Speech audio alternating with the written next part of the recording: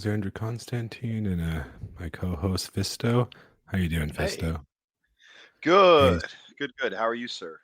I'm pretty good. I decided to do a little, our kind of usual intro music that's going to get us copyright infringement. I figured if that's going to happen, might as well stick to Russian Soviet era goth music. So we might not get hit by the copyright. Yeah, Um, no, that's smart. I was really digging that tune too. It was I felt like I was at a bar in Night City, smoking on right. my last cigarette right Right. before. And that we talked about that band before on a past episode for you guys listening that caught the long kind of intro. That band is called Kino, and the name of that song is called Calm Night. Um, it's Kino's probably the most famous, like kind of a goth new wave uh Soviet punk era band, and it's a really good, really good, really good vibe. It's got this like uh, kind of a wistful kind of Soviet bloc kind of thing going on, and anyways, we talked a lot about it. Do you remember the episode where we talked about Kino? It was a long one. Yeah, I remember having a conversation with I remember having the conversation about Kino, and yeah, man, I got to listen more to them because they really have some great stuff. You were reminding me this week my Russian student returned. She went back home to Vladivostok for a couple of weeks, and she brought me Russian chocolate, Russian milk chocolate, and some Chinese gummy candy that she picked up on her way out back to the United States. So I'm sure I've got Chinese nanobots, spy bots infesting my body as we speak. But it was tasty, so I'm not. It's trade offs. You know what I mean? So Right. but yeah, it was So fun to have her back. We immediately got into a conversation about Catherine the Great's Nabka, or sorry, what's the word phrase for that? Oh God, that's the wrong word. It's been a very long day, but anyway, it was right. nice to have her back. Well, so as you guys probably expected, right? And the mood's kind of, the vibes aren't the best lately. Okay, we're in a bad vibe kind of mood, and it's been a week in the news. It's been a uh, just I don't know, kind of a downer mood.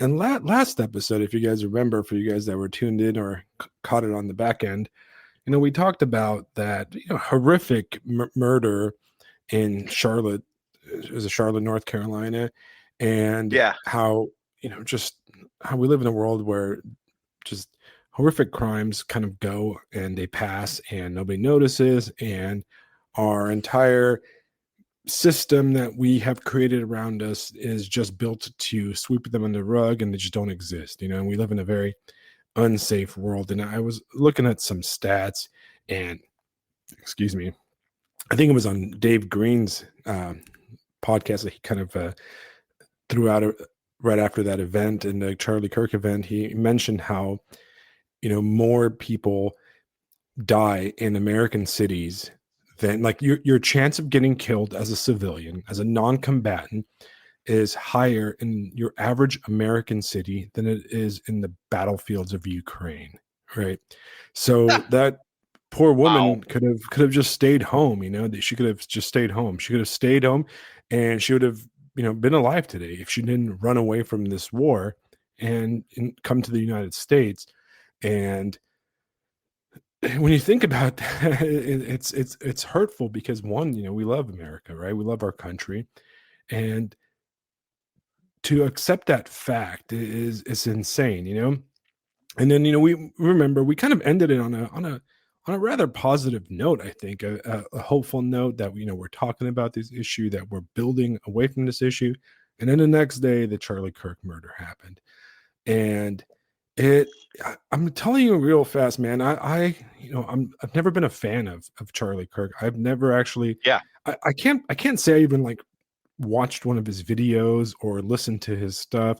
I kind of, to my shame, to be honest, I kind of disregarded him as, I'm like, just another conservative guy, another one of the conservative hustles. I kind of lumped him in with Ben Shapiro and uh, what's her name, Candace, whatever her name is, just that crowd. And I was just like, I'm not interested in any of these guys. I don't want to, I don't care.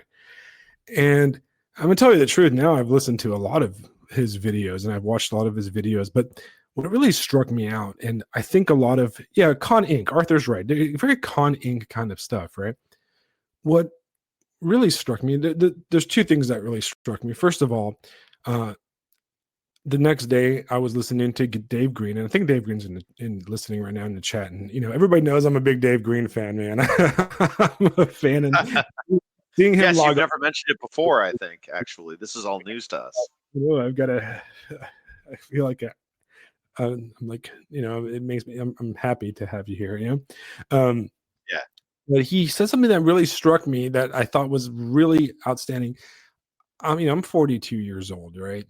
And when I was young, when I was a 25-year-old, when I was a 20-year-old, I was an insufferable shit lib, right? I was, uh, my philosophy was very much Star Trek: The Next Generation when I was younger, and I thought I was Captain Stubby over there, Patrick Stewart, what's his name, Jean-Luc Picard. I was gonna go around the universe and the galaxy and the Delta Quadrant, and I was going to see my wife Judy. She says can confirm in the chat, and I was gonna fix all the morons and the retards that just didn't know better. I was gonna shove that Prime Directive right up their butt. And you know what? The people that weren't super liberals like me, they just were wrong. And this is a long time ago, okay? And it took me a while to snap out of it. I mean, I think I could probably write a book on my journey to where I am today and my beliefs. And a lot of it had to do with my trip through Afghanistan. Then, living in foreign countries really helped out. And most of all, having children and seeing, truth and eventually ending up in church, right? Ending up back in church after almost 30 something years of being away from it. But I felt guilty in a way, especially after Dave Green's last episode, where he said something that really struck me, which was Charlie Kirk was 31, man, right? And this guy in his early 20s, he got to where I am now, or somewhere where I was a few years ago, in his young age, And meanwhile, I was a dirtbag back in my early 20s. I was. It took me a long time to get there, right?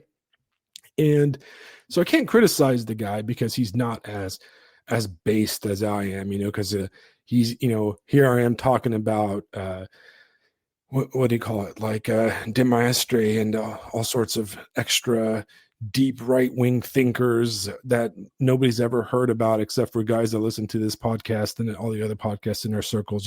Stuff that Konstantin von Hofmeister writes about in his books. We're not, in a way, it's not fair for me to say that a 30-year-old that grew up in this world and was never college educated or anything like that. He didn't have, he wasn't reading the stuff we talk about. Okay. He wasn't, I don't know, just exactly what you get what I'm saying, right, Fisto? I think so. Yeah. I mean, Right.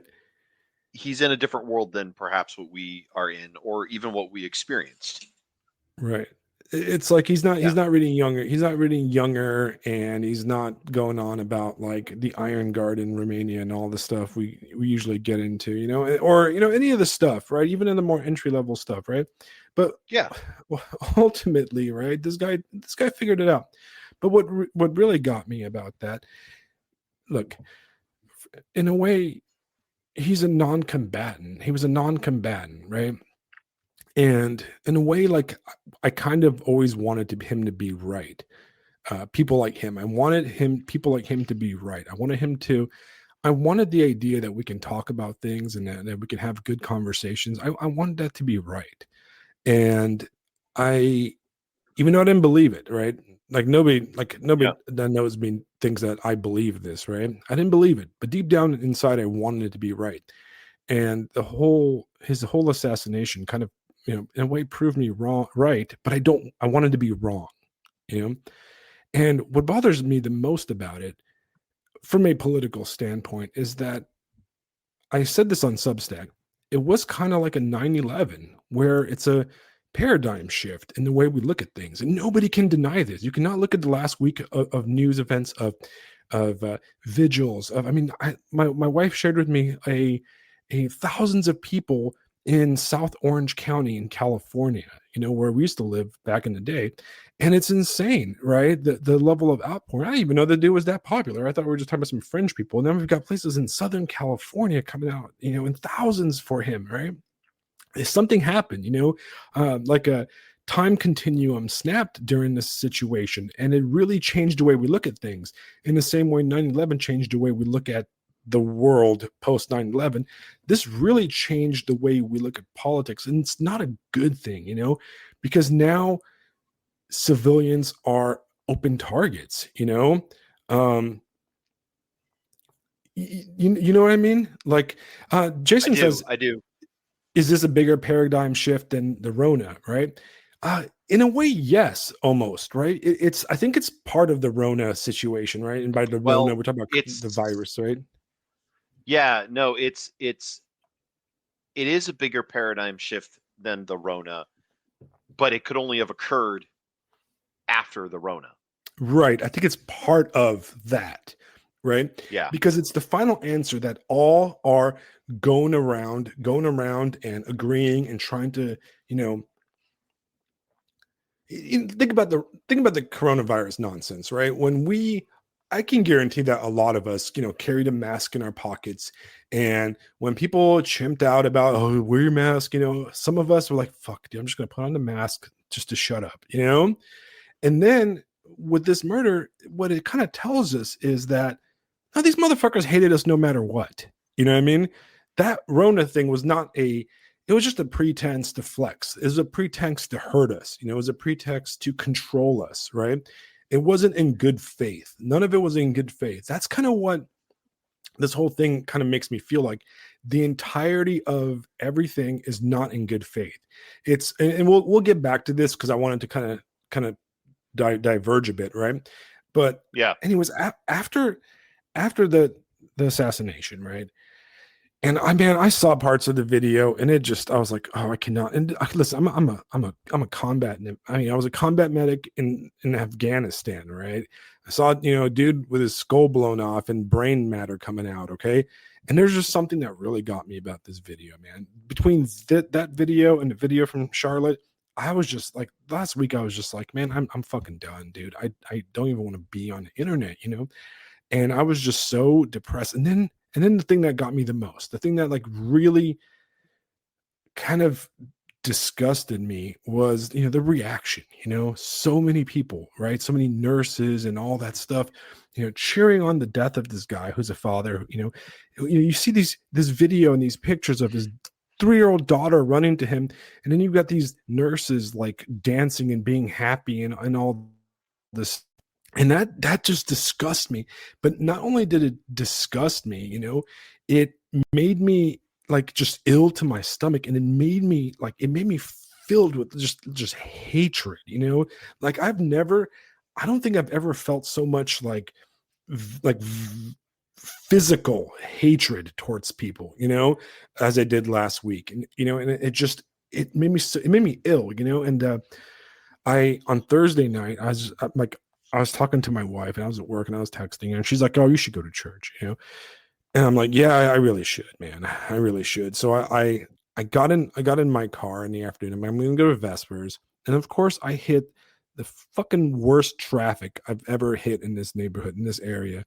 And usually it takes me about 20 minutes to get to church. And it took me an hour and a half. I got there after everything was over and everybody was gone. Basically, they were pulling out of the parking lot. And I walked in, and I'm like, I need to do confession. I need to talk to the priest. I just need to get. I honestly felt that I could have not taken communion this Sunday with the Mm, way I felt, with what was in my heart. I needed to yeah. I couldn't do it. It would have been Yeah. right. I felt like it would have been wrong for me to take communion.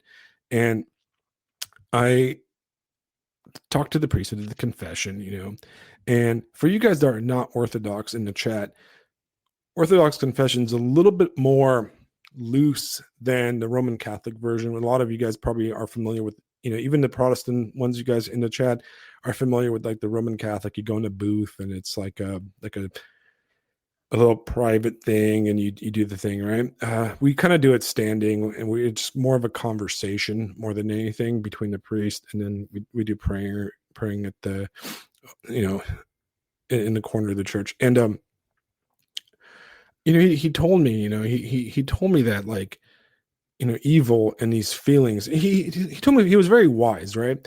He told me, which I would assume, I would hope so, right? Because he is a priest, right? And he told me that, like, you cannot control other people, right? You have no control over them. You have no control over their hearts, over their souls, over their faults. But what you can control is yourself. And you cannot let your you cannot let their actions fester inside of you, and you cannot let this build up like a boil, like a cyst that's just filled with like hatred and anger. And I felt that, and the only way to like lance that boil is, through Christ, through confession, through prayer, through accepting the world for what it is. And I'm gonna, you know I thought, like, I sat there and I wrote, I wrote a bunch, and I wrote a bunch on this topic, and I really wanted to talk about this topic, but then I realized that I just have nothing good to say, nothing good, nothing wise. So what I'm going to do, guys, I'm hopefully it doesn't get mad at me. I apologize. I'm going to actually read the letter my priest sent to us, right?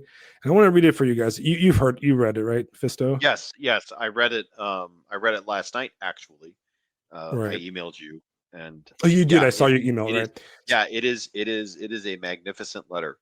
Right. And I think he is 100% correct. So yeah, no, Right. go for it, man. So Absolutely. I'm gonna read it to you guys, and I apologize to Father James in advance if he doesn't want me. You know what? It was out there.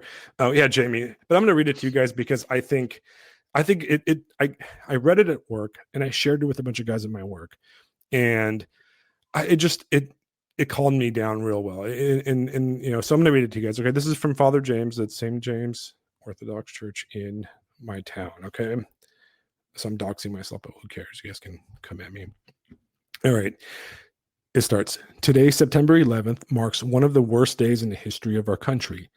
Those who are adults or old enough to remember this at the time have the day burned into their memory and remember the confusion and the sense of national injury and personal loss that the attacks on our country and the deaths of our fellow citizens inflicted. In the years since that time, our country, and indeed our world, has not only continued in the pattern of destructive unrest that we witnessed that day, but seems to have doubled down on it, committing further to the pattern of sin that we are all prone to, founded on the actions of one man and one woman in the garden who simply refused to obey God, deceived by the evil one. Thanks to the blessing, and this is in quotes, of modern technology, social media, and the cameras recording nearly everything everywhere at all times, we are constantly bombarded with visions of these evils, when, at one time, we would have enjoyed the actual blessing of being unaware of every tragedy, every war crime, every murder, every act of violence. God created us with minds meant to gain knowledge, but we are now afflicted with having the knowledge of good and evil, and yet lacking the self control to choose only the good, which was God's desire for us in the beginning. Knowing the good and rejecting the unbeing of evil, today Satan has convinced us to enshrine this choice between good and evil as one of the greatest benefits of life in this world. But what kind of choice is this? We Orthodox Christians know that the reality is far different and that Satan is a liar. This knowledge of good and evil became and remains for us the curse of the tree, and that our church's hymnography speaks of. Adam and Eve, having been deceived and disobediently partaken of the tree of knowledge of good and evil, before they were prepared by God to accept this knowledge, brought death and its hopelessness upon themselves and all of us. After Adam and Eve were removed from the garden for their own safety, for God's holiness is deadly to us without his mercy to save us, one of the first things that we see happen in Genesis is Cain killing Abel, brother killing brother, the unbeing of sin pouncing on man to destroy him if it can. Yesterday, another young man, Charlie Kirk, was mercilessly and tragically murdered in front of hundreds of people, becoming yet one more victim of this long chain of sin that Christ entered the world to defeat on the cross. And again, We are reminded of this reality of death and violence, which is so often rooted in our human race's fixation on this temporal world, where politics and cultural issues too often intentionally and unintentionally divide one man from another, where tragic confusion over misguided gender treatments and issues of race are utterly normalized, where violence is baked into children's games and TV shows so much that we become numb to it, where mental illness goes untreated and is even considered normal, and where these things are even weaponized or commercialized by our media and by corporations for a quick buck.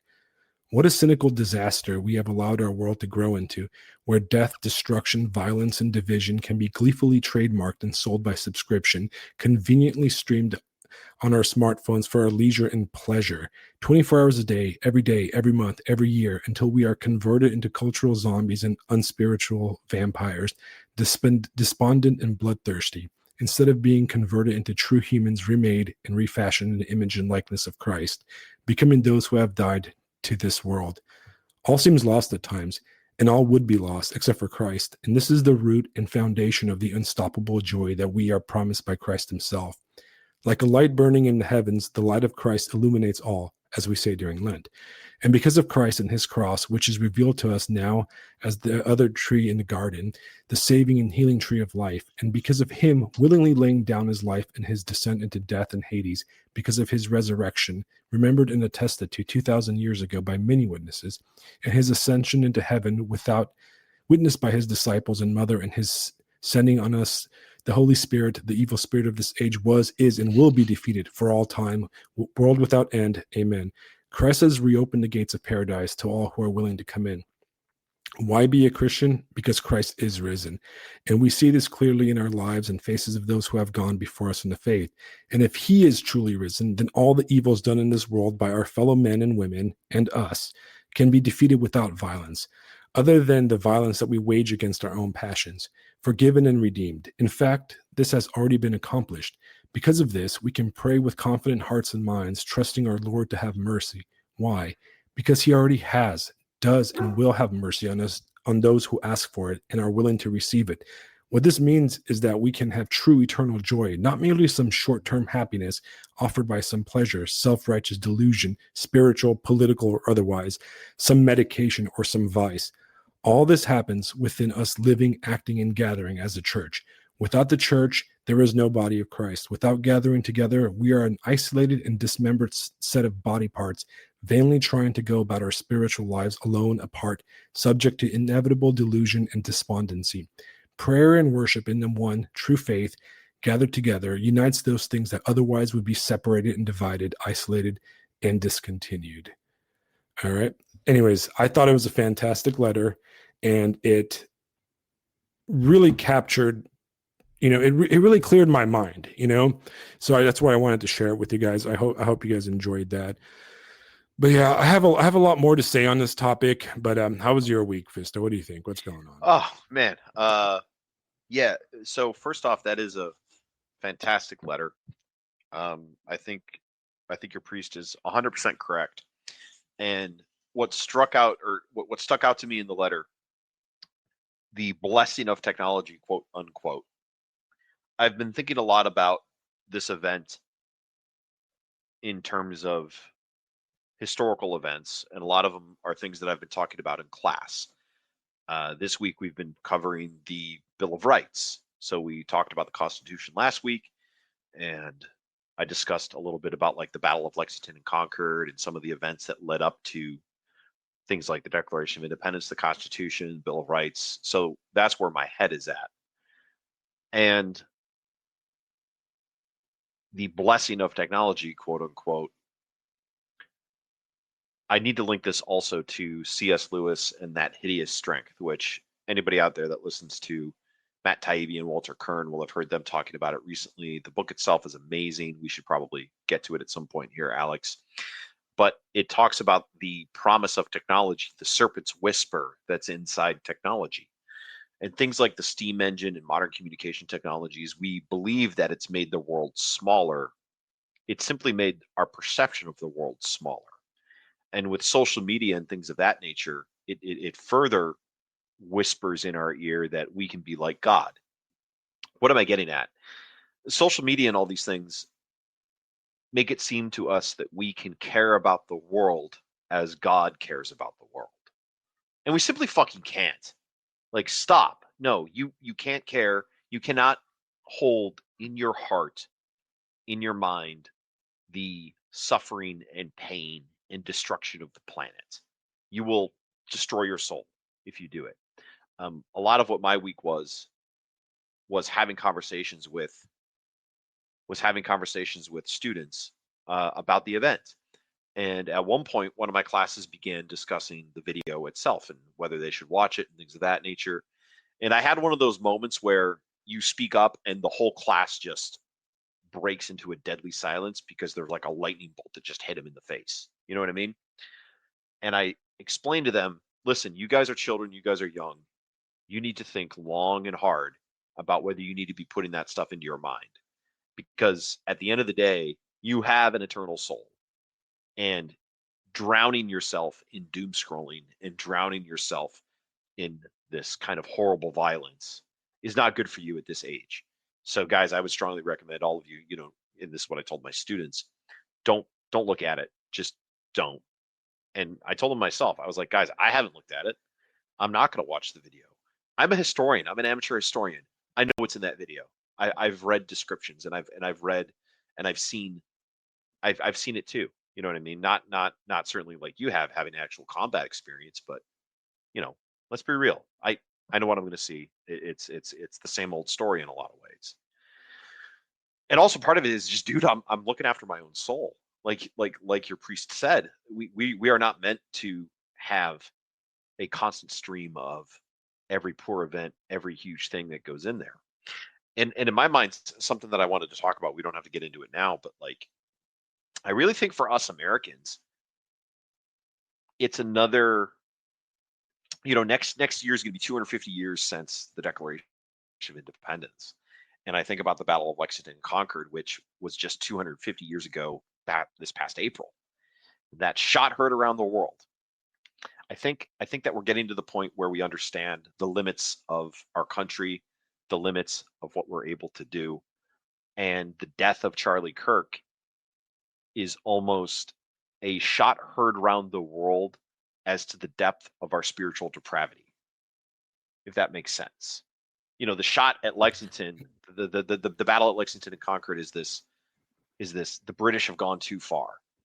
And this is almost like a moment. I feel like we are watching that battle unfold right now on the internet, where we're watching, dude, our depravity has gone too fucking far. Right. And now people are Minutemen are marshaling together and going, no, this is wrong. This is bad. This is way too far. And I have a feeling that at some stage, we're going to get to a moment where Major Buttrick of Concord is going to shout, for God's sake, fire. And then the British are going to go fleeing.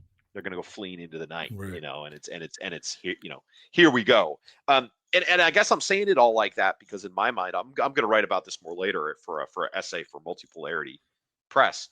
But I think we are in a unique opportunity to really recapture the American spirit, to recapture the limits and to embrace the limits of what we are capable of doing, and in a way, kind of save our souls. Like that's really the battle that is going on here. Everybody that's talked about, right versus left, or what this is or what this isn't. And, I've even tried to explore this a little bit with my, civilized versus barbarian framing.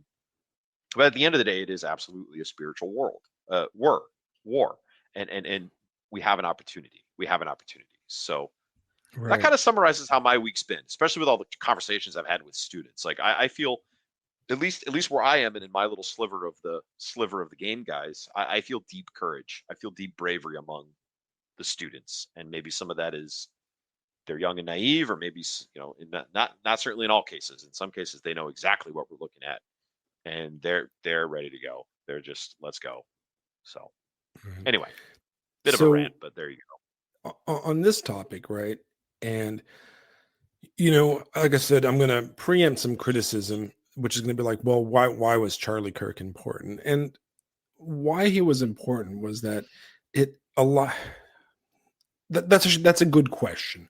why is this important? Why is this, this assassination, because that's what it was. It was a ideological political assassination. Why is it important compared to, like, the assassination of JFK or something like that?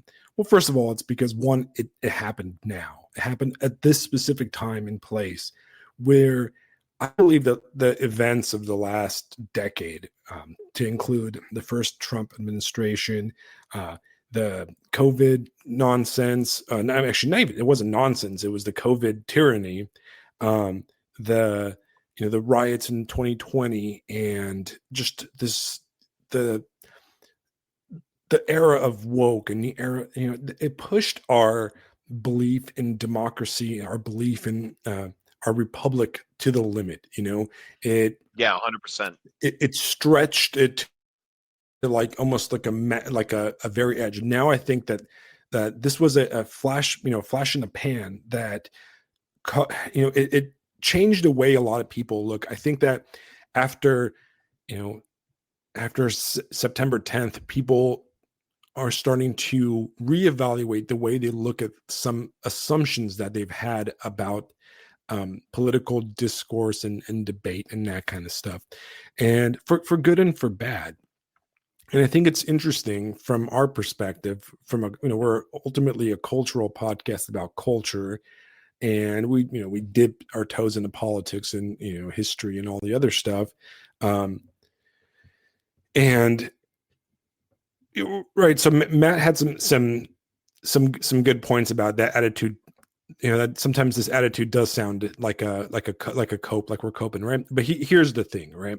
And I'm going to address that point specifically to Matt. I'm going to read Matt's comment real fast for you guys that are at home listening. He says, that attitude sounds a lot like turning a blind eye to me. I was just talking to some boomers I know, and they went on and on about how things are so bad now, while forgetting the constant assassinations and bombings in the 60s, 70s when they grew up, right? Now, yes, you are absolutely correct, Matt. Okay. And this is important, right? The world has always sucked, right? There is no doubt about that, right? The world has been worse, often much, much worse than it is today, right? I mean, ultimately, we're not living in the midst of World War II in Europe, right? I would rather be here today than in World War II in Europe. We're not living, you know, in China during the Cultural Revolution, and on and on and on. There's a bunch of places right now on this planet that are worse off than they were in the past, right? But this is our world, right? This is my generation's world. This is the Zoomers' world, and it is, my daughter's world and your children's world, right? So we cannot look back forever and just constantly compare. Oh, things were shittier back then, right? Because we're living in some sort of progressive world where things were better or worse, and right, that ultimately is a progressive mindset, right? But more importantly, right, a lot of those assassinations and terrorist acts in the 60s, like the Black Panthers and the Weathermen and all that kind of stuff back in the, in the birth of the radical left in the United States, those tended to be focused on political targets that were, police, judges, that type of thing. In the same way, the Unabomber, Ted Kaczynski, he tended to send bombs to scientists and professors that were aligned with elements of the U.S. government, et cetera, et cetera. So they were all targeted. I would say combatants, right? And the issue so much is that Charlie Kirk represented a non-combatant dialogue, or a hope that we can sit down and talk about that, right? Even if it was in a way kind of pushy, right, where you could say that, like, oh, he's out there arguing people, right? But he, or he was owning the libs, or like owning the guys or whatever. Yeah, he was, he was doing that, right? But that's the world we want to live in, right? We want to live in a world where a conservative, like, conservative ink dude like him or Shapiro or whatever can go to the college and own the libs, right? And then some fedora atheist can own the Christians or whatever, right? Okay, I see what you're saying, man. Yeah. I want to Yeah. live in that world where we can own each other on the debate stage, and the stakes are that, right? I don't want to live Yeah. in a world where guys having conversations, guys from the same nation, from the same country, fathers, brothers, sisters, everybody gets a bullet to the throat. That's the world I don't want to live in. That's the big difference there, right? Now, Yeah, what something I want to bring up, just like a metaphor that really helped me understand what happened, and I think this might help other folks is, and this is of course, I mean, I'm a social studies teacher, so that social studies teacher that we had in high school, the one that poked us, prodded us, and even every so often we were able to get one over on them. You know what I mean? Where we were able to show something that maybe they made a mistake or whatever. Like, and they had good humor about it because we were finally listening to the lessons they were trying to teach us. You know what I mean? That's the guy that got shot. That guy, Mr. Dubois, took a bullet in the neck this week. That social studies teacher. That's the way I kind of see it. That's kind of the way I see who Charlie Kirk is. And whether you like that guy, hate that guy, whatever, dude, you don't mess with that dude. Everybody loves him. Like, he's fine. Like, he's just doing his thing. He's trying to get people to think. He's trying to get people to talk. And there was just this understanding that, yeah, his class is going to be a little tough, but in the end of the day, you're probably going to be glad you took it. You know what I right, mean? right, right. Now we're gonna circle back eventually to this kind of topic, but what I want to talk about is that there's a lot of cope going on, right? There's a lot of cope on the left saying, "Oh, it's not my guys" or whatever, right? But there's a lot of cope on our side, and by our side, you guys that have listened to this, I use the word "our side," but I don't really have a side that much, right? Because our side, we spend 20 episodes out of the last 30 episodes arguing with guys are technically on our side, right? Because we live in discourse, guys. All right. I disagree with the pagan crowd, but I don't want to put a bullet in their head. Okay, does that make sense? Right. Right? You guys get that? Yeah. If you're liberal listening to this, I disagree with them 100%, but I pray for their souls and I want them to end up in heaven. That's why I'm arguing with them, right? Um, but on our side, right away, on day two, or I think day one, you have the conspiracy theories, right? You have, oh my God, it was the Mossad that did it. It was the Jews, right? It was this, it was that. It was, this was an op or whatever, right? Yeah. And it drove me nuts. First of all, like the guys that are like, oh, it must have been like an op because that shot was so hard. Listen, bro, nobody that has ever shot a gun before or shot a hunting rifle thinks that shot was hard. It was a shot that I could probably teach my daughter how to make in like a few hours at the range. All right, there's nothing hard about a 200-yard shot, on a stationary target. Let's just be honest, right? That like it displays a complete lack of understanding of basic uh, bullet fall and just common sense stuff. Like, you go to boot camp, like a Marine Corps, Navy, Army boot camp, and in the first like day you get there, they take you out on the range and you're making shots at 500 yards. Okay. So, and this is like 17-year-old kids that are like chubby as hell, so that's not even like, that's a retarded conspiracy theory. But all these conspiracy theories and all this stuff, and then there's the shock, right? I knew exactly what the guy looked like before he was revealed. Why? Because I saw that it was in Utah, and I've met my entire life probably hundreds of dudes that look just like the killer and have the same exact background. Anybody that's lived anywhere that's more progressive, whether it's like Southern California, Northern California, Seattle, New York, etc., has met the killer, basically. The guy from the conservative family, in the Midwest or Utah or whatever, that was raised with his family not letting him watch Simpsons and not letting him do anything. And they go off to college, they go off to the military, they go off to wherever, and the world one shots them because they just don't have, they're free for the first time from the constraint of their family. Right. Yeah. And The classic a lot story. of the conspiracy theory stuff, a lot of the, oh my God, but he was in from a conservative family or whatever, is a cope on our part, right? It's a lot easier to think that some shadowy Israeli government military operation caused Charlie Kirk's death than it is to admit that a dude from a background that's very similar to a lot of conservative peoples in this country could do that, right? It's a lot easier to think that, a secret society of like blah blah blah whatever did that than to admit that your teenage son that you're not paying attention to while he's out there, being a troon on Roblox or whatever, right, is getting trooned out by Roblox or whatever, or getting radicalized by whatever's going on, right? And we kind of ignore that. We ignore that evil is usually banal, that evil is usually lame and weird and not really cool, if you really think about it, right? It's not really cool. Evil is the nurse cheering for somebody dying while there's a video of their daughter running up to him. Okay, that's evil, guys. All right, not a sinister secret operation in the shadows. No, the evil is that nurse cheering or that teacher. You know what I mean? That's evil, guys, right? And evil is amongst us. Evil is in us, and that's why we have to really look at this where we're at in the world and realize that, like, we can't change it. Okay, like, you have to accept, and this is, I think, a very important thing that we need to talk about on all the political channels and stuff. We cannot change the world, right? um, I'm going to once again kind of like paraphrase my priest from this from liturgy this Sunday. He said that much better men than we have attempted to change the world. Right?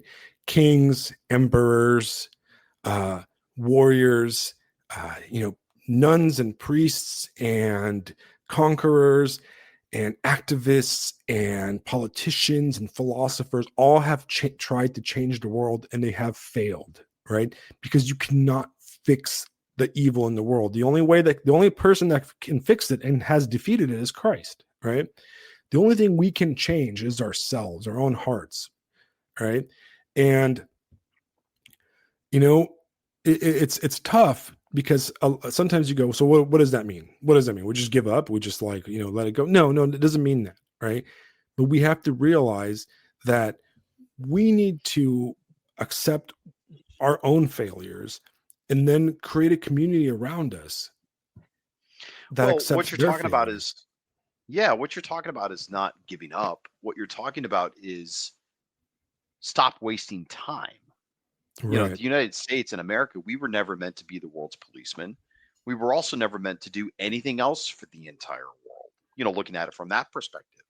So, like with what you're talking about there and what you're discussing, it's recognizing what you are actually supposed to do, what you are actually supposed to be as a human, especially as a Christian.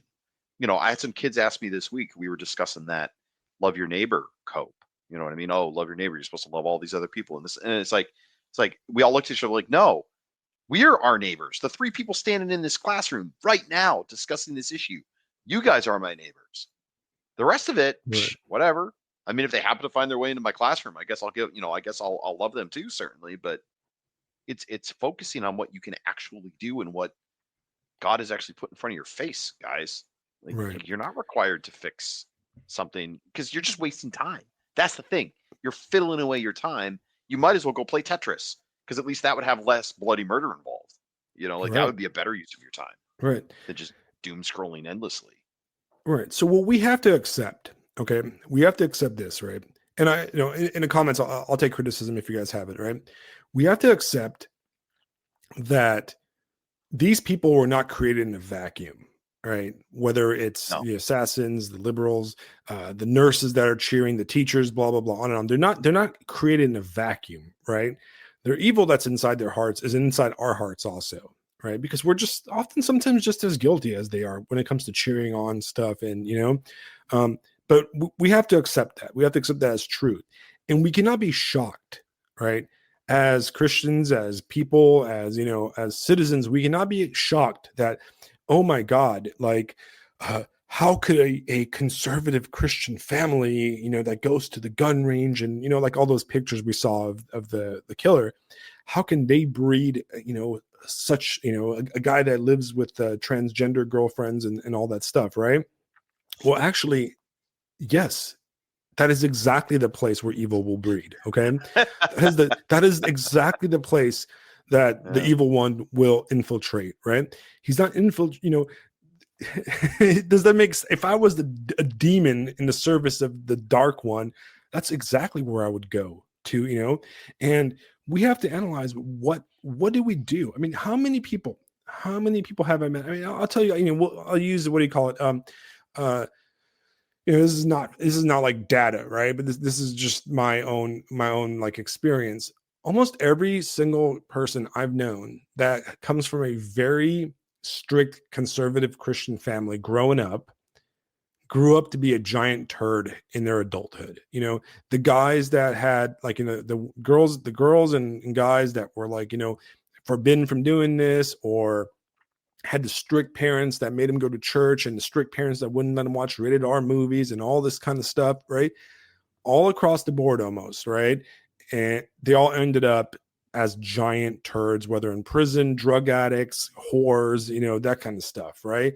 I mean, and then the people I've known that had like the most liberal upbringings, the more liberal, like latchkey, kind of like left on their own. Parents were like, "Here, watch whatever you want, do whatever you want." They ended up they're the most conservative people I know right now, and it's interesting to look at that, and we got to figure out why that was, and I think Yeah. a big thing, being a conservative family does not mean your children are going to grow up to not be degenerate troons or whatever. All right, Right. the possibility is there because evil is in all of us, right? Confusion, evil, and darkness is in all of us. Right. Well, I And think it's not the internet, man. It's not Discord that's making people like, turn evil, right? Because what? Our church has a Discord and it hasn't turned me into an assassin, right? yeah, right. It's not the app, it's not the Facebook, it's not the Twitter, it's not the Substack or anything like that, right? Those places are just places. They're just tools that we use, right? They're dirty tools. They're like they don't show us the real world. We look through the window, we look through a dirty window when we're looking through like Substack or through any of these tools, even this podcast, right? But ultimately, right, what really matters is what's inside your heart and what's inside your family's heart. Because if you're so busy coming up with rules and doing all this stuff for your kids, but then as soon as you go out, you're out cheating on your wife, or spending all your money on like brand new cars and that kind of stuff, and you don't even pay attention what your kid's doing, and he's out there hanging out with all kinds of crazy people because you're not involved, because you don't truly love, right? Then we cannot be surprised that this happens, Yeah. right?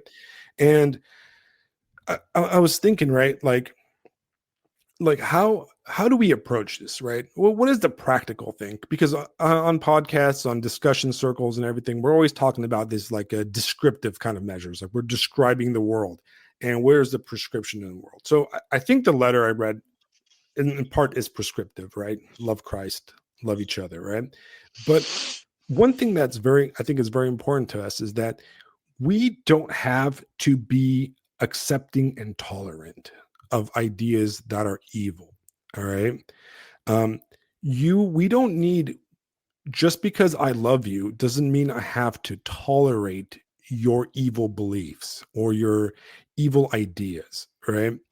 And what I mean by that is, in the last decade, really in the last, 20 years, there's been this thing on in conservative circles where every idea that is left of center, and every even crazy idea that's left in circle, is socially acceptable, where we just kind of like smile and nod, right?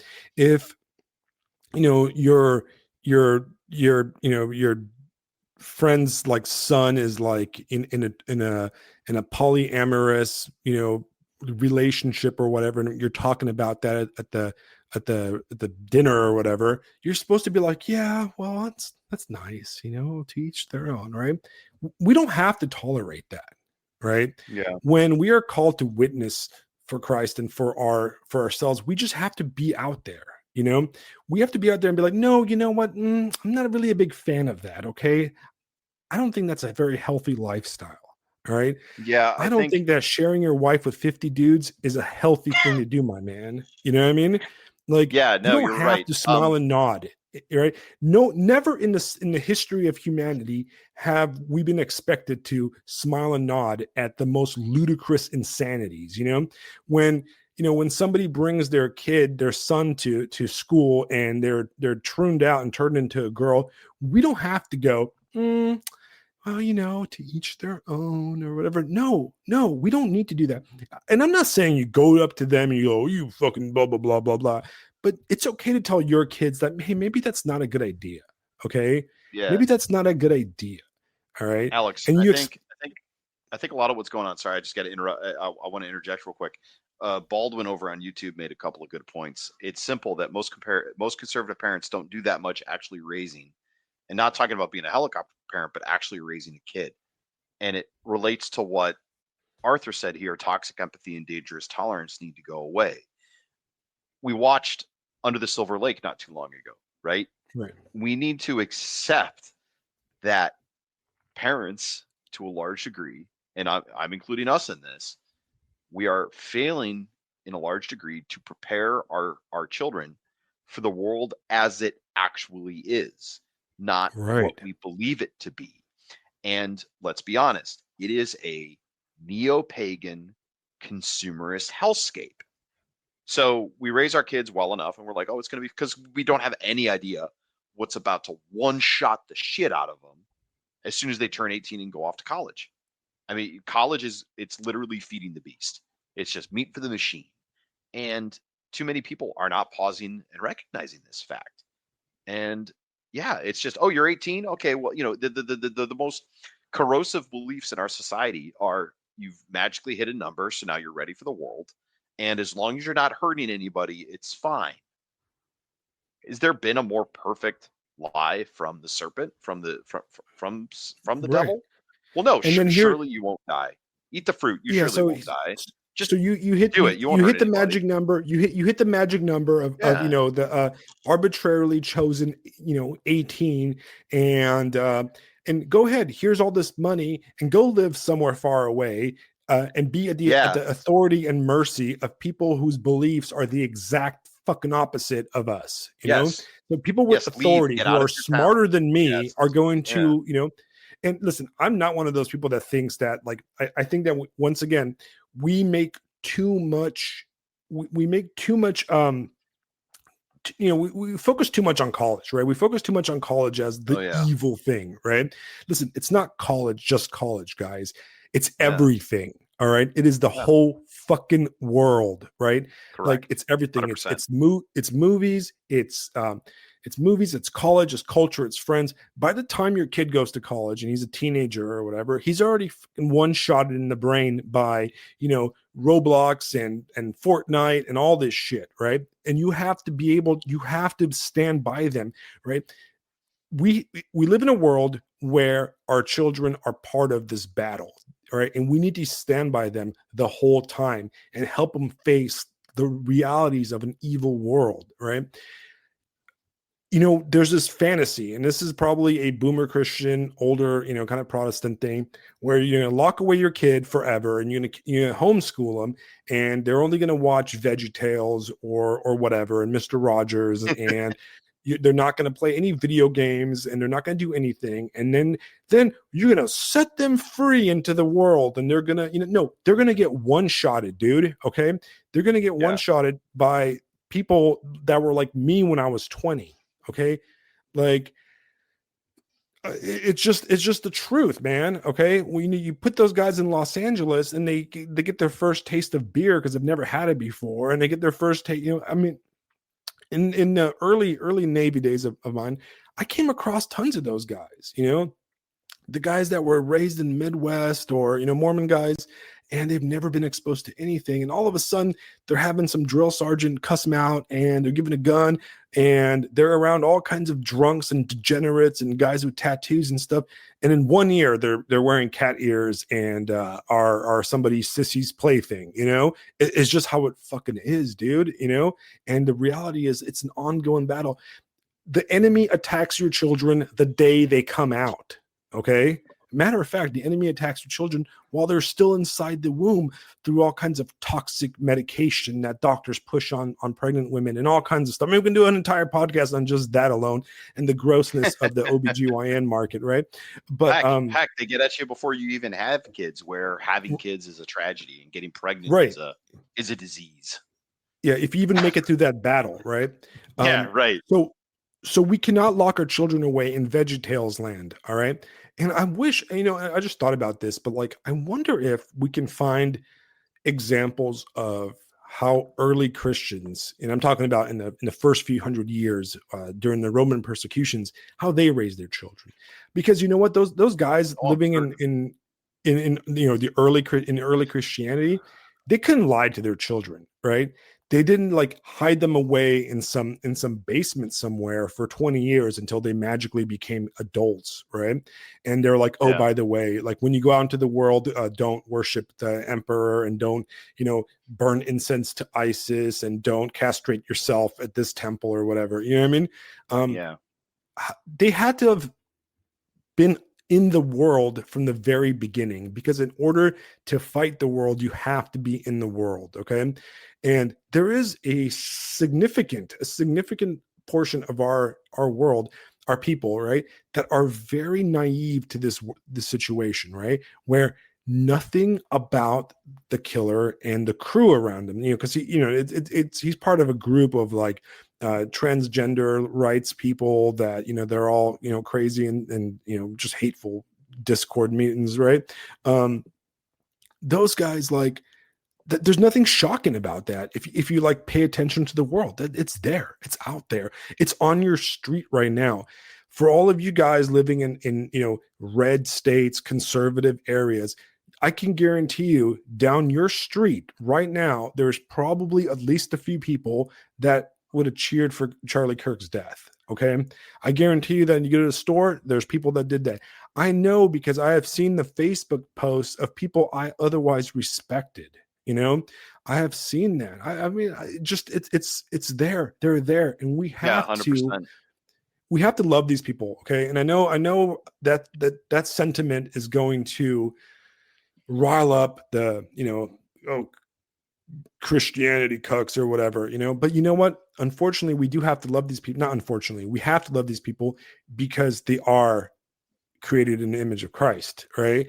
And Christ loves them. Christ loves the shittiest one of them. Those spiteful, hateful mutants, Christ loves them just as much as he loves us, right? But at the same time, we do not have to be tolerant of their evil, all right? We don't have to go to Thanksgiving dinner and sit there and let, you know, our nurse cousin or whatever uh, talk about murdering people. You know, Yeah. we need to be a witness through our own lives and go, you know what, that's kind of wrong. You know, It's that's wrong. it's funny for me to think about. I think about the handful of people at my school who I suspect, because I live in that rural red district, I suspect that there are several who have not made their true feelings known. And thankfully, the rhetoric has been so strong against the assassination of Charlie Kirk that even these people who the students like, they are legitimately talented. I can think of a couple of them right off my hand where like they're legitimately good teachers. They do a good job. At least they've got the brains to shut the fuck up and Right. realize, yeah, I really need to not be that. So like even those guys, at least where we're at, the vitriol has been so loud and so intense. It's getting through the skulls of at least some people. And honestly, I'm happy to hear that because yeah, even though I disagree with them, even though I think they're an idiot on a couple of things, I still love them. And them getting fired from the school would be a legitimate disaster, would be a legitimate tragedy. That would be tough. That would be really rough. So, it's loving, sometimes loving your neighbor is, just helping them get the for lack of a better term, abuse or the discipline that they need. Because Right. again, this is a lot of what I've been saying on Substack to some certain people. I'm like, guys, you need to shut up. You need to read the room, guys. You need to relax. Like, talk about the nerd shit later. Okay. Right. Right. Pick apart and split the hairs of who said what and this and that and the other thing later. You don't stand up in the middle of a battlefield and go, well, now hold on a second. Let's talk about our tactics here. No, guys, it's the information age. Information is fought. The information age is fought with information. You got to know when to. You got to know when to make the right play and be smart Right. about it. And there's so many people that just aren't. It's just they just don't know. They just don't know what we're sitting in. So Right. this event's probably going to be one of the ones that it's going to straighten up a lot of people. Hopefully, Right. because And you know, the stakes are real, man. Right, Dr. Monzo in the chat. Him and also Jason, Yeah. Ooh, both previous that's guests great. of the podcast, and Dr. Monzo. He's going to come back on very soon. He sent me a message, and I want him back as soon as possible. I just haven't got around to inviting everybody for the next few episodes. They'd said intolerance of evil is love. Correction is part of love. Yeah, And listen, 100%. we need to do everything we need to do has to be out of love. And people say, well, that's lame, that's kind of gay. No, listen, okay. When your brother, right, your neighbor is addicted to drugs, when they're addicted to fentanyl, you do not let them continue. Okay. Yes. You I'm do going to not, beat his ass you, wholesale. you're not going to give your alcohol, alcoholic brother money to buy booze. Okay. You're not going to give him a place to shoot up drugs and watch him die. Watching somebody die because you've enabled their faults and their evil, their sin, is not love, my man. Right. That is actually evil in itself. All right. And that's the progressive mindset, right? Is they allow all sin and they see all sin as a good, as a choice, and therefore they have those programs where they give drug addicts needles and stuff, and they give them houses to squat in and do drugs. That's not love. All right.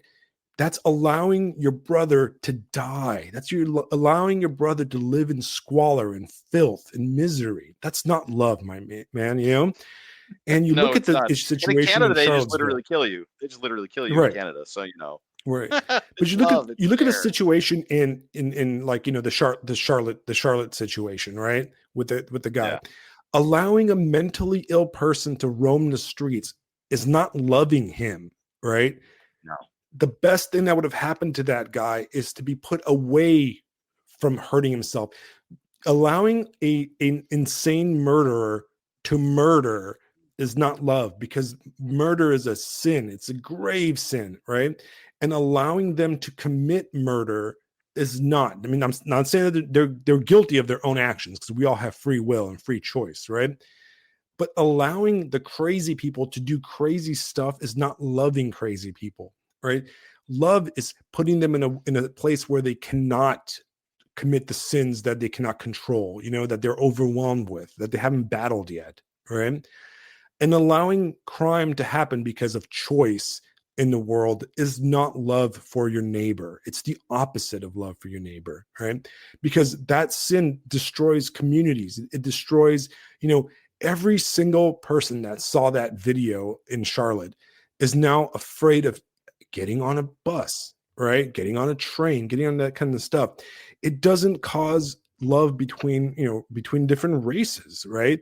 Because now in the back of every white woman is like, oh, I see a black guy on the train. Is he gonna fucking stab me in the neck? Is he a psycho? I don't trust the police to keep these people off the streets. So now you've created, fear and discontent, and that breeds more evil, right? Truly love for yourself and your community and everybody is to stop the crime. It's to enforce the rules and the laws, like, heavy-handed, so we protect people, the innocent, and we protect the innocent, and we give the opportunities for the people that cannot cope with their own sin to not commit the sin, right? And Yeah. I just it's just you did not allow people to wallow in their sin, okay, as a good person. And I'm not saying you go out there and you slap, the crazy, shit lib professor or whatever. No, but you don't have to accept it, okay? You know what? I think it's time for a lot of students, to just get up and leave. I'll tell you guys a story. Back in my college days, I was at Cal State Long Beach, right?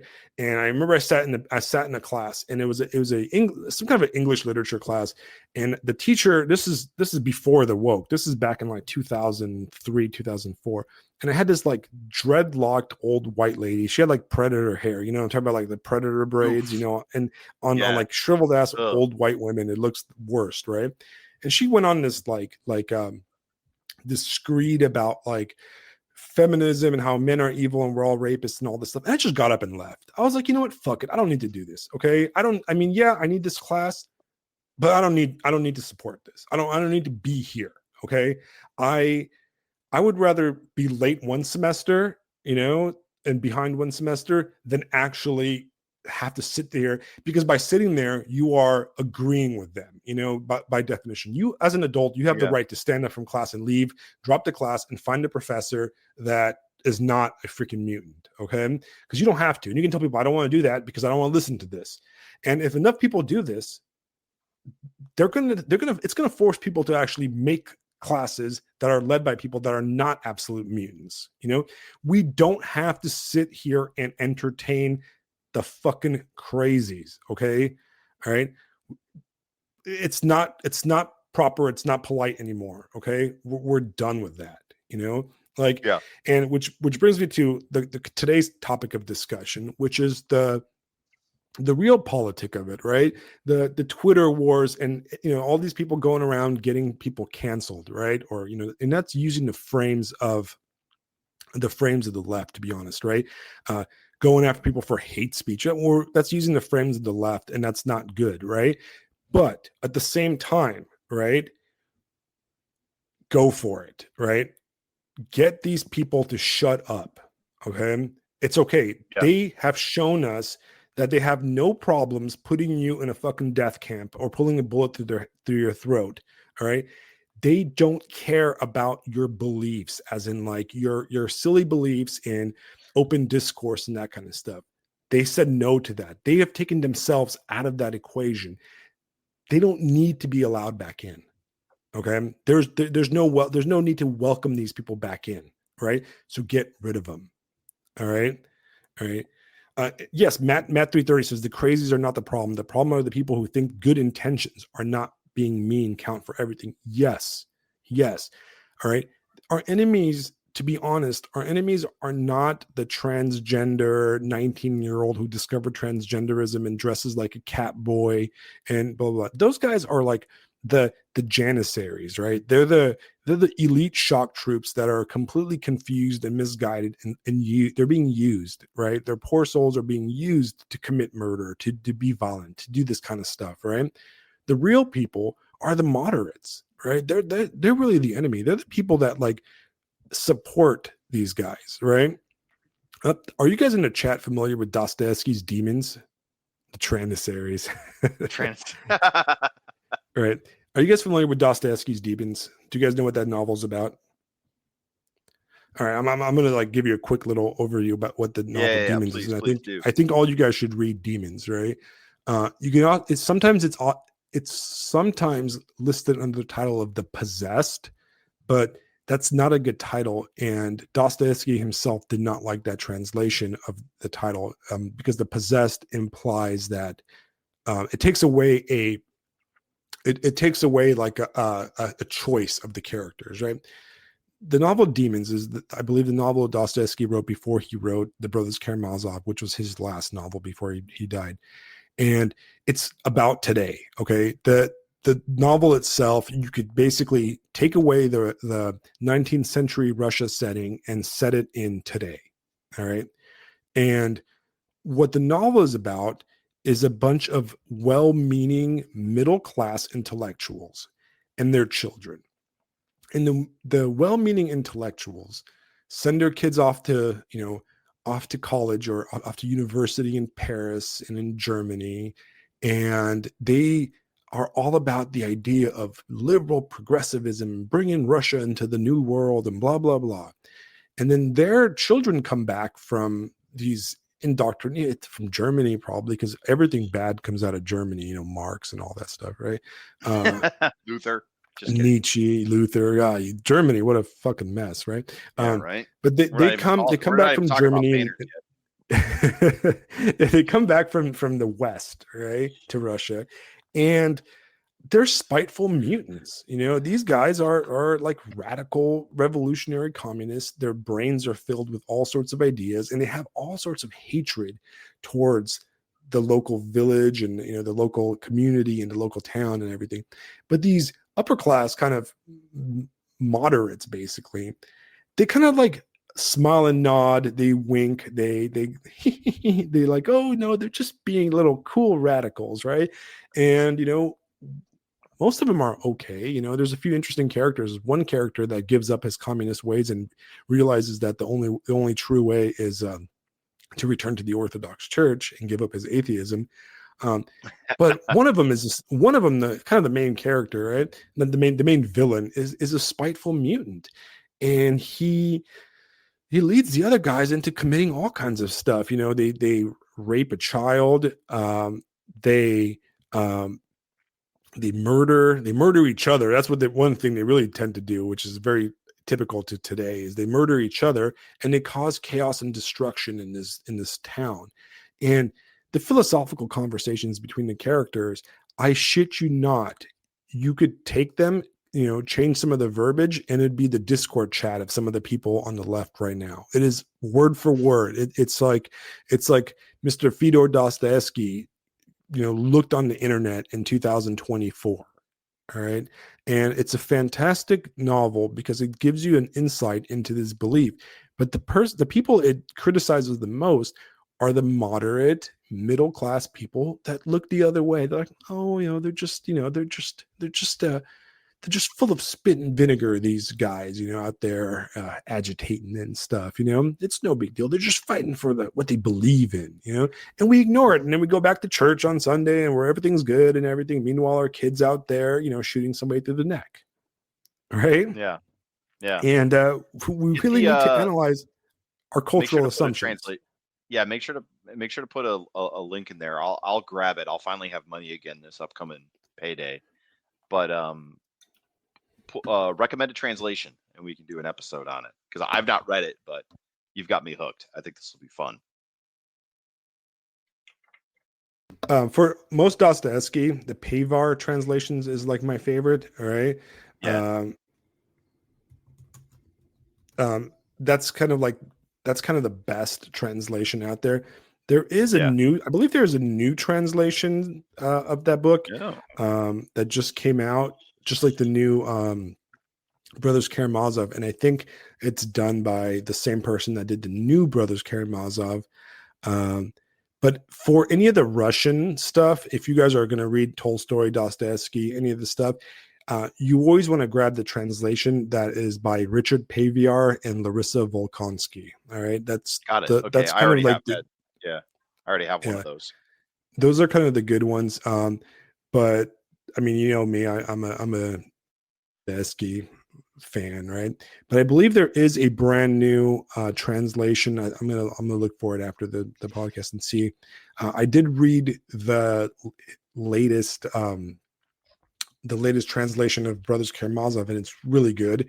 And if it's as good as that one, I recommend it very much. Let me look it up real fast.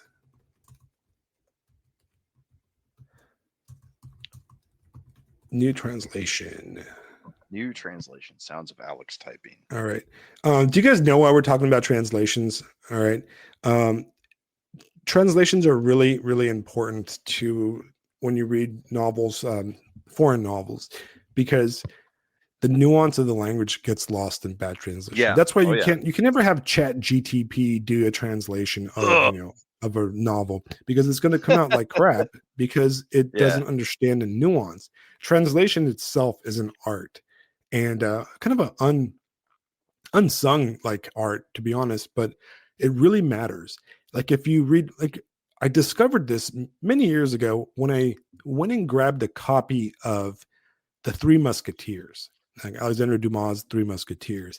And I started reading it. And I got one of those like 99-cent Kindle copies you find like of every novel that's in the public domain. And I was like, man, this kind of fucking sucks. This isn't very good. Like this is not a very good book, right? And then I was like, and then let me read some like reviews, some commentary on to see why people like it so much. And I came across this article that was like, well, what you'd have to do is you have to make sure that you are reading the proper translation. Because it turns out, right, that the Three Musketeers, when it was first translated into English from the French, it was done in Victorian times. And the Victorian English found a lot of it a little bit too spicy. They're like, ooh, that's a little bit too French. So they left out a lot of the jokes and a lot of the vibes of the Three Musketeers. And that English translation, that Victorian era English translation, it's is what kind of like became the standard to all those cheapo copies that you get of the Three Musketeers. So if you really want to read the Three Musketeers, you have to also read, guess what, the Pivar copy, because they also translate from French, not just from Russian. And I picked up the more expensive, newer translation, and I was like, oh, this is night and day difference, man. Right? This book is Like hilarious. this book was hilarious. Not only was the Three Musketeers hilarious, it was very like based and funny, right? It was funny, it was based, and it was kind of dirty. Like there's a lot of like this is three dudes and one chick that they're all obsessed about. Okay. And there's a lot of dirty jokes in there, This is the three like young dudes that are like swashbucklers, and there's a ton of like cheeky kind of innuendo and that kind of stuff. And all of that is lost, right, in the Victorian era translation. So I highly recommend that you spend some time finding good translations or reading the reviews of the translation Yeah. if you're going to read any novel that's written in a different language. So what you're saying? So what you're saying is that the original English translation was a Victorian psyop. Is that what that is? To basically just destroy French literature. I think that's Basically, probably pretty basically, fair. I mean, that's probably fair. That's probably why they did it like that. Yeah, we're gonna take this French book. We're just gonna shit all over the translation. That way, everybody hates it. right. I mean, you have Makes to sense. keep account that like the translator itself, right, has all sorts of like their own. They bring their own like their own like beliefs into the system. I mean, did you ever hear that story about the Icelandic translation of Bram Stoker's Dracula? No, what is this? So there's The a story Icelandic about translation. there's a story of Bram Stoker's Dracula when it was translated into Icelandic or Finnish. Don't quote me. I forgot exactly. You probably Google it. When it was Yeah. translated to either of those languages, the translator was just like, "Fuck it." He just rewrote the ending of the book. He just wrote his own book, right? That's And great. for basically like the entire 20th century, everybody that read Dracula in that language read his version of Dracula, completely, Oh absolutely no. bonkers, completely different than Bram Stoker's Dracula. And it wasn't until, the modern world and like, communication that, and like people were like, wait a second, the fuck is this? This is wrong. This is the wrong book. This doesn't happen in the end. And it's basically like, you can't, you can't verify that, right? And translation is really, really hard, right? Like when I was in Romania like 2 years ago, I grabbed a bunch of like little indie kind of books, little novels, and I read, and I was like, oh, these are pretty good. And I was like, maybe I should translate. Maybe I should start translating. And I started doing some translations, and dude, it's not easy. All right? It is Yeah, oh, I'm difficult, sure. right? Because Yeah, I you don't even have want to be a to good imagine.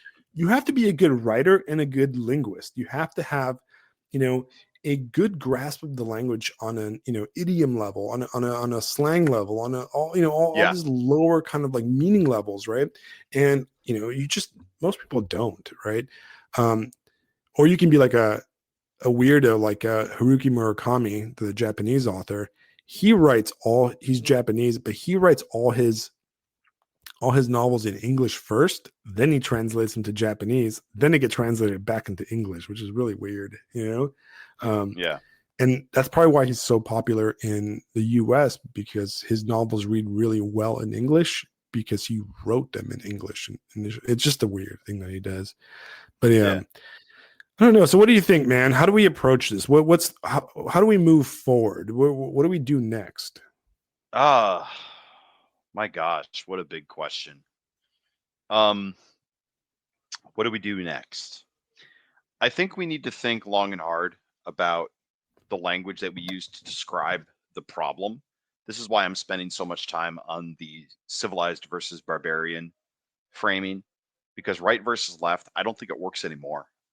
One of the things that I saw posted, there's so many of the quote unquote normies or the folks who are saying, hey, don't escalate, guys. We know we just shot a guy, but you can't say mean things about him, or whatever these people are on about.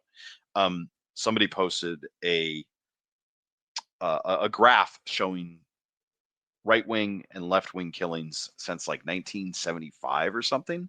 And apparently it was done by the Cato Institute. So apparently that made it unbiased because they're right wing or whatever. And it's just the thing that stood out to me is in 1995 there were a huge amount of right wings, and it was fucking Timothy McVeigh and the Oklahoma City bombing. It's like why are we labeling that under right wing?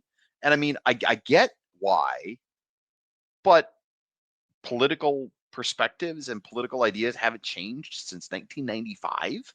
Are we fucking high? I mean, I remember what that looked like back then and what counted as Republican and what counted as Democrat. And I also can't think of anybody that was like, yeah, Timothy McVeigh was good actually.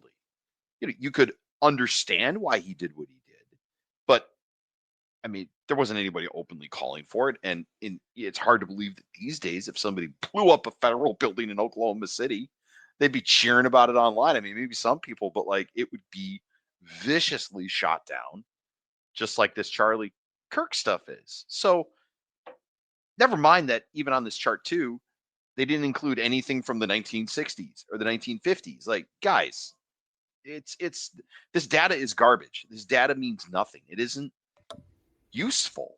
And this goes back to what you were talking about in our original, the original part of the conversation here. We don't understand what's happening out there in the world. We don't understand what's happening out there in our culture. And everybody's working with old information, old framing, old viewpoints. And it's almost like brains have been calcified and they can only deal with finished products. Think of the boomer mind, how it's eternally stuck in a Cold War framing. You see things like that all over the place. Right. So yeah, political word games. It's we have to talk about what's actually happening. We have to eliminate the postmodern language is a construct and everything in the reality is a construct. It's just whatever we make of it. It's whatever we imagine. No, reality is real, right? Right. There is truth. There is an actual, proper understanding of these events, not just, oh, well, that's their perspective. And not all perspectives are equal. Not all perspectives are Right. correct. And not all That's perspectives why are we worth have even considering, even listening that's to. why we have to be careful about falling into the woke frame game, and I Yeah, see I exactly. see a lot of I people. hate the fact people are calling it cancel culture. No, it's fucking not cancel culture. It's not Cancel cancel culture was, culture. yeah, yeah. Cancel culture was, I want to cancel you, so I am going to go find a reason to do so. It's Right. the old Beria, show me the man, show me the crime. I'll show you the Right. crime, right? With what's happening over Charlie Kirk is people are not looking to cancel these people and then finding an excuse. They are looking at something they actually said based on an event that occurred a week ago today, going, fuck you, you're not working for me anymore. Right. Right? Or Right. they're seeing it's not, It's not. just Yeah. something somebody said Exactly. 15 years ago. Yeah, fuck off. It's not even For remotely close. you guys listening that are might not be as well versed in in debating, and there's the idea of the frame game, right? Yeah, And I'm not a great debater. I'm just a podcaster, guys, right? you're a But the master debater. idea is that you have to break the frame, right? And we have been living in the frame of the woke kind of mind Yeah, virus, and we yeah. cannot fight in the frame. We have to exit the frame. So no, we're not canceling people. We're not canceling people. What the fuck does that No. mean? It doesn't mean anything, right? We are not. This is not a hate speech thing, right? What's going on is this. I am not going to tolerate somebody in an authority power cheering on the death of a fellow American. It's not canceling. It's not hate speech. It's I don't want to fucking be around you if you think that cheering the death of a human, of not a politician, not a soldier, not a combatant, not anything like that. I don't want you to teach my children because that makes you a shitty Yeah. person. Okay. All right. Yeah. You are cheering on the death of a fellow American, right? An innocent fellow American, whose only crime in your eyes was having a belief different than yours. And another frame thing we need to completely get There's no equivalence between the harm that Charlie Kirk's words might have had towards people and getting shot in the neck in front of live audience and children. Yes. Okay. Stop being shrimp brained about it. No, no, no, no, no. Right. Actually getting shot in Okay. the neck outweighs literally everything anyone has ever said ever. And I'm not removing you and I'm not advocating for your removal because I feel like your words are violence or something like that. I'm No. removing you. I want you removed because it's garbage. Okay. It's not hate speech. It's just you're displaying a completely heartless, sinful mindset. And we just don't want you in our society. We don't want to be around you. And you know what? It's also, there's a little bit of it, which is a little bit of it is just power plays, right? It's like, these are the rules you guys made, and we're going to go beyond them. Okay. We're going to go beyond them. Cheering on for the death of somebody from your own country has never been acceptable in any society at any time. Hard stop, right? Just hard stop. Okay. Uh, our founding fathers are, those guys hated each other. And, during the Civil War, they hated each other. But I don't think anybody would cheer for the death of another fellow American. I don't think it. No, it's unacceptable. And let alone we're not talking about combatants here. We're not talking about other terrorists or criminals. We're talking about cheering for the death of a fellow American that did nothing but talk. Hard stop. Yeah. It's not cancel culture. It's not hate speech. It's just inhuman nonsense. I want nothing to do with it. That's what we're Yeah. talking about. Right. It's telling a retard to shut up. Just Right. nope. Exactly. Nope. Just get out of here. Not dealing with it. Right. Shut up. You're dumb. And then there's no whataboutism. Okay. Like, I'm tired of this whataboutism. People are like, oh, well, what about George Floyd or whatever? Shut up. We're not going to compare those two. Okay. We're not going to compare those two because there's no equivalence there. Right. Listen, Yeah. the death of George Floyd, right, was still a sad event. Anybody dying, right, is sad. But we're not going to compare the death of a criminal who was pumped up on fentanyl to a guy that got shot for speaking. Okay, like let's be honest. Even if there's no point in arguing about this. Right. This is Yeah. complete absurdity. You don't argue with toddlers. Take it from a high school teacher. You don't argue with people that aren't able to argue. And Right. we have to make it acceptable. We have to make it acceptable again to understand that not everyone is capable of functioning in society. I'm saying universal suffrage and universal values have been a mistake because people are not grown up. They're not capable of handling themselves. They're not capable of self regulating. And at school, when I get a student like this, I'm not asking, I'm telling you what's happening right now. And you can either get on board or you can get the hell out of here. And I'll have somebody else deal with you a lot more harshly than I am currently. We have to be the adults. We have to be talking to talking to toddlers. Some of them are teachers. We got to be talking to toddlers who are having a tantrum in a store and it's saying, you can't act like a freaking idiot. You can't act like a freaking idiot in public anymore. You just can't. You just can't. Right. No one has permission Right. to do that anymore. And there was a time in this world where it just wasn't acceptable for your grandma to come to the dinner, or the coffee party or whatever, and spout insanities. We're like, hey, grandma, Yeah. shut up, or like there's just this lack of propriety, that's completely Right. going on, and I guarantee you, I mean, I don't know, maybe I'm too kind-hearted, maybe I'm too much of a nice guy, right? Maybe I'm just retarded myself, right? But like, I feel like a lot of these people, if you were like, stop for a second and just listen to what you're saying, like, listen what you're saying, like, listen what you're cheering on. Like, look at this picture of this kid like running towards her dad, dying, bleeding to death, like, I don't I want to believe that some of those people would be like, wait a second, maybe I was wrong, like, maybe, what the fuck, you know what I Yeah. mean, right? I And I've think seen I some. think in real life, it's a lot easier to do that, and all of us have to accept that there's work off the computer that needs to be done. We can all Right. talk online. We can be in this podcast. We can be screaming and yelling at each other on Substack and writing essays and doing all this stuff. But at the end of the day, you must be out there in the real world, in your community. Um, I'll give an example of something a student asked me. She is 100% the kind of person who is not upset that Charlie Kirk is dead. She doesn't celebrate his death, but she's of the other side politically.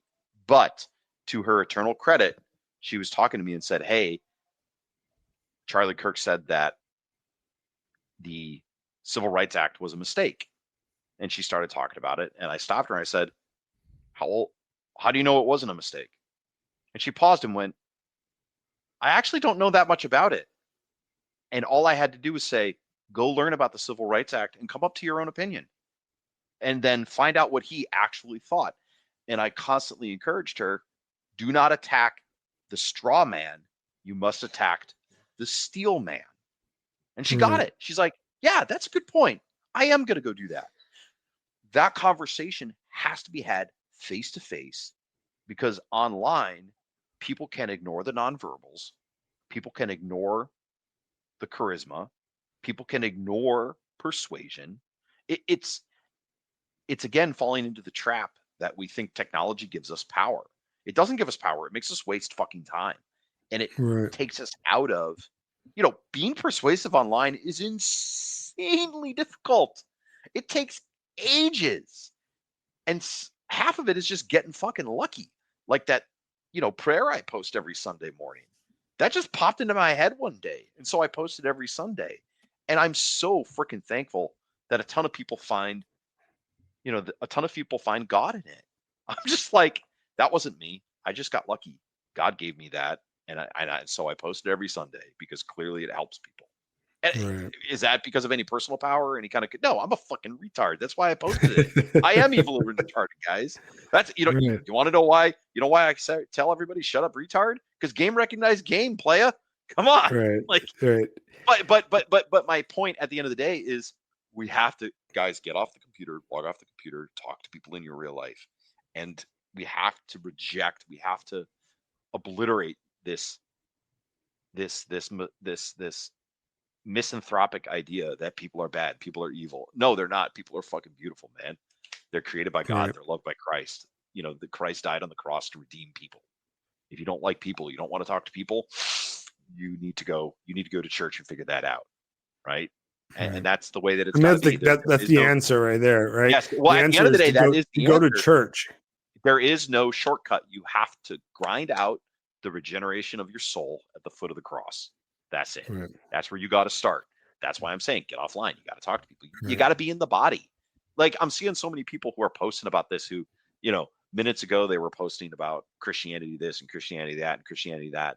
And then you watch how quickly that gets jettisoned when this happens. It's just like, shut up, go to church. Have you even been to church? Clearly not, if you're talking like the way you're talking.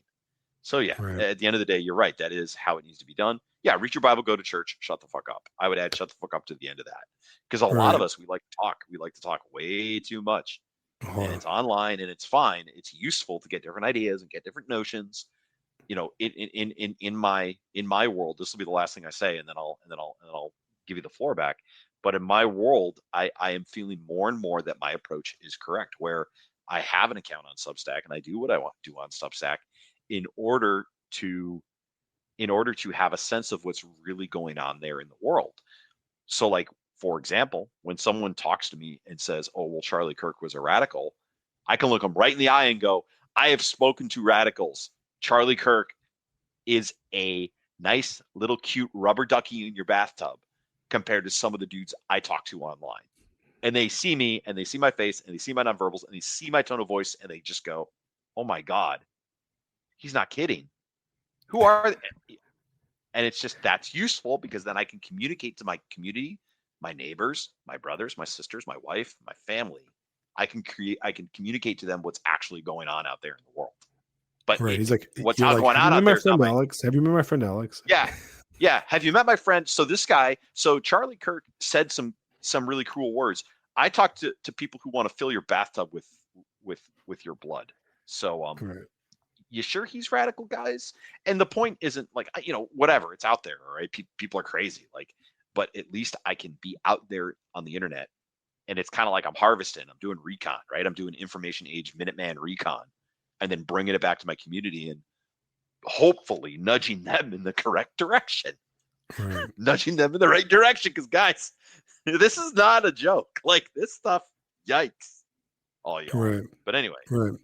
Well, like Arthur in California says, those cheering on what happened to Charlie Kirk is like cheering the cheap shot on a team's smallest player. Right. It's like yeah, we're laughing at like, what's his name? At Rudy. Remember that football movie? Like, yes, with the yeah, Samwise Rudy. Gamgee. I saw him speak once. Oh, God, the it's real one, ridiculous. not Yeah, the real Samwise. guy. Yeah, he's like a motivational speaker for a long time. Yeah. It Well, was yeah. Anyway, moving right along. I think I want to end this conversation about this topic and move on. But I wanted to say kind of Yeah, one final thing is I think that the key is that we have to realize that last week was a paradigm shift. We have to accept that. We cannot look back. There is no going back to the winsome, the winsome Christianity of the Protestant Americans. It's not going back to that. Okay, it's that is dead. That's what we're talking about. That is dead, right? I honestly think that there is no way for that type of conservatism, that type of Christianity. It has no meaning anymore. Okay, yeah, the without a doubt, and this is my denominational battle world. Without a doubt, we have seen that the more tame Christianity, the one that allows the conservative family, blah blah blah, the Ned Flanders does not save the souls of the children in your family. Okay, because time and time again, all these people come exactly out of that. There's something wrong with the baseline. There's something wrong with the base understanding of this world, right? So obviously, my beliefs. This is you guys know our denomination here on the Black Ibis, right? Uh, we are Orthodox Christians, and that's what we believe in. But the Roman Catholics, I also think that have some value to it. And we just need to realize that the winsome Christianity of the past is not going to cut it. Okay, the conservative moderation is not going to cut it when it comes to our families, right? We have to fully accept Christ and fully accept a strong, and we have to live it, okay, in ourselves. We have to come first. You yourself, the guy in the mirror, right, has to be the first person to do it, right? You have to carry that cross. Exactly. You have to carry that cross and you have to do it, right? Because by you doing it, your children will see you do it and they will hopefully follow. You have to be involved in everything. Okay. You have to be a tiger mom. All right. And you have to accept that the world is dark and full of terror. Okay. You have to accept that and you have to be able to prepare to fight it. You cannot hide in a cave. All right. We are yeah, not, most of us, if we have families and stuff, we're not called to a life of contemplation, or we're not called to a life of monasticism, or we don't have the gift of being able to go off in the desert and to hide, right? And just battle our own, in the devil on our own. We have to battle the devil in our life, in our daily, every single day, right? And we do that through the most powerful thing that Christ has given us, which is love. Okay. And I'm talking about you have to love yourselves, your neighbors. Well, hate yourself because you're an evil, retarded sinner, but your neighbors, your community, the people around you. And by doing that, you will build the bastions of, a proper society, in my opinion. You'll build the walls through those beliefs, and we need to basically keep, be intolerant, right? I mean, do not put pearls before swine, right? You're allowed to be intolerant of sin. You're allowed to be intolerant of all this stuff, because we are living in the catacombs. Okay, 2025 is the catacombs. Okay, Christianity and good people we're back to being in hiding in a way, and we can't do that. We have to be out there. We have to let people see us. We have to raise the banner. All right. Yeah, imagine being winsome to Aztecs. Exactly. Hey guys, have you heard of Jesus Christ? Knock on your door. the Let me Aztecs. The knock on Aztecs your. called them vassals. That's what they You're called right. them. If you were Yeah. winsome to the Aztecs, they called you a vassal very, very quickly. Right. And then be ripping your heart out and eating in front of Yes, you while you're still yes, alive. yes, Uh, yes. You right. assisted them in in raising the son every day. No. So I suppose Me- that's something. But Right. anyway, And I hope that what we take not my from this preference. event, what we take from this event is that we have to break the frame. We have to reorganize the way we think. And we have to look at some of the assumptions we have. Like, how are our families? Why do these people go into these beliefs? Why do so many young people start having these very radical ideas that would have been considered insane like 20 years ago? And we need to kind of address that, and we address that at the local level. And in a Yeah, way, guys, take heed to this, right? Be happy, because the last 20 years in my lifetime, like I said, I'm 42, right? Like, a lot of the assumptions, a lot of the things that, like, we think are super woke and retarded and stuff, were taken as fact in my generation, and the millennials, right? Like, and then I'm around a lot of Zoomers, right? A lot of Gen Z people, and these guys are like, "Shut up, freaking boomer!" Constantly. They're way more, realistic, and they see the bullshit a lot better than we do, because the peak of this evil, I think, has already passed for the most part, right? And we have lived in a world where we've had, this gender discourse, and we've had this open dating and stuff, and all this different nonsense, right? And we live in a world that is really, really difficult right now for people to, to have good relationships, to have all this stuff, and they're yearning for it, man. Look at the internet. The internet is chock full of people going to church this Sunday, right? Our church had tons of new people, and there's tons of new people coming all the time, right? Like our small church, right? It's like, they probably would have been happy to have like one or two catechumens, and now there's like 20 of them, and it's just constantly growing, because people are tired, and they see, they're not blind to, the grossness of the world, right? And they're looking for the right place. So it's up to us, people like you and me, Fisto, and you guys in the chat, to be those lighthouses, those Yeah, lanterns in the dark forest, right? We have to be yeah, there, and we can't be there unless we're honest with ourselves and strict on ourselves when it comes to things, yeah. right? Let me share something real quick. I know you want to wrap up this part of the conversation, but something I do want to tell people. I It was a long week, but it was also a very good week because I had the opportunity to be someone to a bunch of young Zoomers who they kept asking me, "What do you think about it? What do you think about it? What do you think about it?" And they were asking me, "Are you crazy? Are you one of those crazy people who's celebrating this?" And it was great to constantly just go, "No, I'm not crazy. That was horrible. That was disgusting. That was ugh, the worst thing ever." And you could see the looks on kids' faces. They'd go, "Ah, this is someone I can trust. This is someone who can look after me."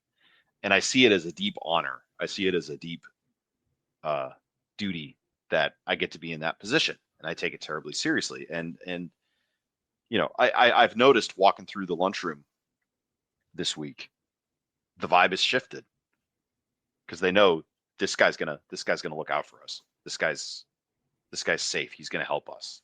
So guys, like, there's hope out there. There's no reason to be afraid. Literally no reason to be afraid. Be brave. Be courageous. Do what you know needs to be done, and just shut the fuck up. Go to church and pray. Read your Bible. Just do what needs to be done. You already know what needs to be done. Just go fucking do it. Right. And you know So what, anyway, man? The vibe is absolutely changing, because I see that nonstop yeah, in the last week. And yeah, I'm it's gonna I think my wife's still in the chat, but she has, okay, she has this friend that is she's an old friend of both. I'm friends by association, like an acquaintance of mine, but a friend of my wife's, and ultimate shit lib, not like a boomery shit lib, but a millennial, like into all the stuff that I used to be when I was in my 20s. And my wife shows me an Instagram post that's a very, pro Charlie Kirk, pro, right wing post, and she liked it. Her ultimate shit lib friend liked it. And I was like, oh, the way, times are changing, my friend. You know what I mean? When I'm seeing the friends that, yeah, like, The best thing is like when you go like snooping on your friends to see like which ones are doing what, and then you see like your former shit-lived or friends that I expected to be like all just evil stuff, completely like agree with you, and I'm like, oh, okay, I guess we are winning, right? We are, Yeah, because we are, we're not winning, guys. We won, right? Christ won right. for us, right? Like we Yeah. won already. We're just here for the mop up, man. Okay, and we're fighting the rear guard at the end. This is the battle of the bulge, basically. Okay, the enemy I is was already just defeated.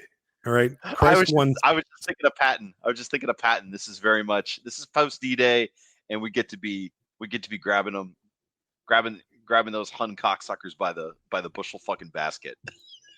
Right. to quote his famous speech. Yeah, you're right, man. Like, yeah, Right. the You the see, you you know, see Judy's verse she quoted.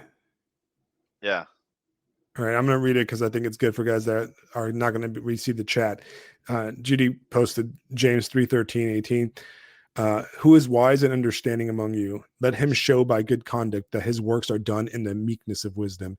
But if you have bitter envy and self-seeking in your hearts, do not boast and lie against the truth. This wisdom does not descend from above, but is earthly, sensual, demonic. For where envy and self seeking exist, confusion and every evil thing are there. But the wisdom that is from above is first pure and peaceable and gentle, willing to yield, full of mercy and good fruits, without partiality and without hypocrisy. Now the fruit of righteousness is sown in peace by those who make peace. All right. I think that's it. I think that's all. We don't need to talk about anything else on this topic right now. All Perfect. right. I think we finished Perfect. it. So, dun, dun, dun, how was your? Did you watch any cool movies? What have we been watching? Ooh, we started watching The Tudors this week. I hadn't watched that. It's Oh, is it's that it's good? a it's a it's yeah, it's Showtime. It's about Henry VIII. It's amusing. It's I like it. We're getting into kind of the historical fiction stuff. My wife also got me into Outlander, which is a bit of a kind of a fantasy slash sort of saucy thing going on, but it's fun to watch people running Gay. around Scotland. Yeah, right. It's fun to watch people running around Scotland speaking Gaelic and shooting British people. You're So speaking I'm Gaelic. I'm Gaelic. Hey, look. I got really excited when I found out that the series eventually makes its way to the Carolinas, and it's about 30 years before the American Revolution. And since I've been teaching that in class and talking about the cost, my, like people have known, longtime listeners know, it gets us all with wives. Yeah, um, it's it's fun to watch because it takes place about 100 years after my own family landed in North America. So it's kind of cool to watch because I keep thinking of my own family, and it's fun to think Right. about what they might have been fucking getting up to, running around Massachusetts, and then the American Revolution breaks out and all that shit. It's just like, yeah, let's go, get them.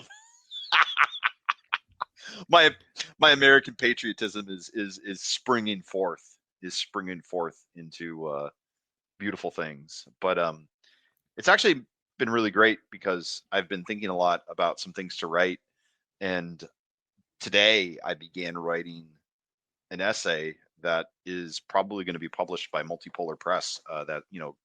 Konstantin von Hofmeister's outfit, His new one, right? The and one he just started. yeah, and I want to explore the United States moving into a multipolar future, roughly 250 years after the birth of our country. That's pretty fucking cool, man. We are in a cool moment. It's crazy. It's insane. That's But next year, right? Next year. we yeah, it's dude, 250 years next year. Are you That's gonna be kidding? lit. Fourth I, of I July is gonna be can't wait. lit. It's gonna be dude, with everything that's happened and the fact that love them, hate them, whatever. We have advocates in power right now. We have, if we had any of those guys in the government, they would be nodding their heads along with us, agreeing. JD Vance, he's a Catholic man. He'd be nodding right along, going, "Yeah, guys, that's cool to me." So next year with July 4th, oh my gosh, they just need to pop the fuck off. Dude, Yeah, I'm buying. exactly. Like I'm spending all so of them. much money. I'm gonna No, start dude. saving The up the for only fireworks the right only now. thing the only fingers I want to have left after that is going to be my middle ones because those are the only ones I need. I'm teasing, but yeah, and it's fun to be thinking about the future because the the dream, the dream of 1945 is being revealed as the lie it always has been. Since Alexander the Great, guys, people have thought they could conquer the world. And Alexander the Great was pretty amazing, but that idiot had no fucking clue how long he had to go, how much was left. You know what I mean? And Right. then 1945, and it's just like, guys, the world cannot be contained by a single power. And we need to stop thinking like that. We need to stop thinking like this planet belongs to us, because it doesn't belong to us. It belongs to God. But Right. Americans, guys, Americans, we have a home right here in North America. It's going to be 250 years old next year. And like, we've just begun. This civilization has just begun. Fuck. Dude, Yes. my That's tree is so gone in July. let's 2 years fucking ago, I go. set it on fire on accident. Hell yeah.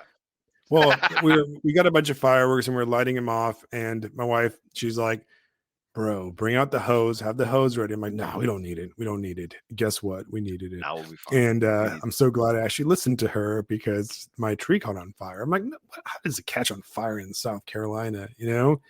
And yeah. I'm from California, man. We can't do fireworks in California because everything catches on fire. But here, yeah, Let fly. Let fly. yeah, it's gonna be, yeah, exactly. Hey, I'm gonna wear a Bucky's shirt on 4th of Kevin, where July are you next from again? year. Where are you from again, Kevin? Drop in chat. Going over for the celebration, because he's not. I think he's Irish, right? Man, dude, if you're anywhere near Florida or South Carolina, you know what? Black Ibis 4th of July party. Let's go. We're gonna Let's do it. We're gonna fucking do it. go. We'll just do it Yeah, in I'll come up to Orlando. that, man. I'll We'll just go to whatever, man. Orlando and light up Orlando in Nah, the do it in belly of the South beast. Carolina. Nah, Yeah. do it in South Carolina, because that's like the that's the that's the cradle of the country right there, man. That's Ireland. true. Yeah, Kevin, you gotta come, man. My mom's side of the family's from County Cork. Like, you gotta come over, dude. It'd be a freaking hoot. Black Ibis, July 4th. We'll Yeah, I celebrate a mean, quarter of a Kevin, you millennia. wouldn't be the only foreigner because I mean, after all, I too am a foreigner. Yeah. Right? Yeah, you guys are in my country, by the way. You guys are in my country. I just want you to be clear Yeah, about that, Alex. No, I'm teasing, man. You're as it's American as okay. anybody, man, as far as I'm It's concerned. okay. I'm married into it, so Perfect. Well, yeah. the key thing about Americans, the key thing, if you're wait, Kevin, you're from Cork? That's amazing.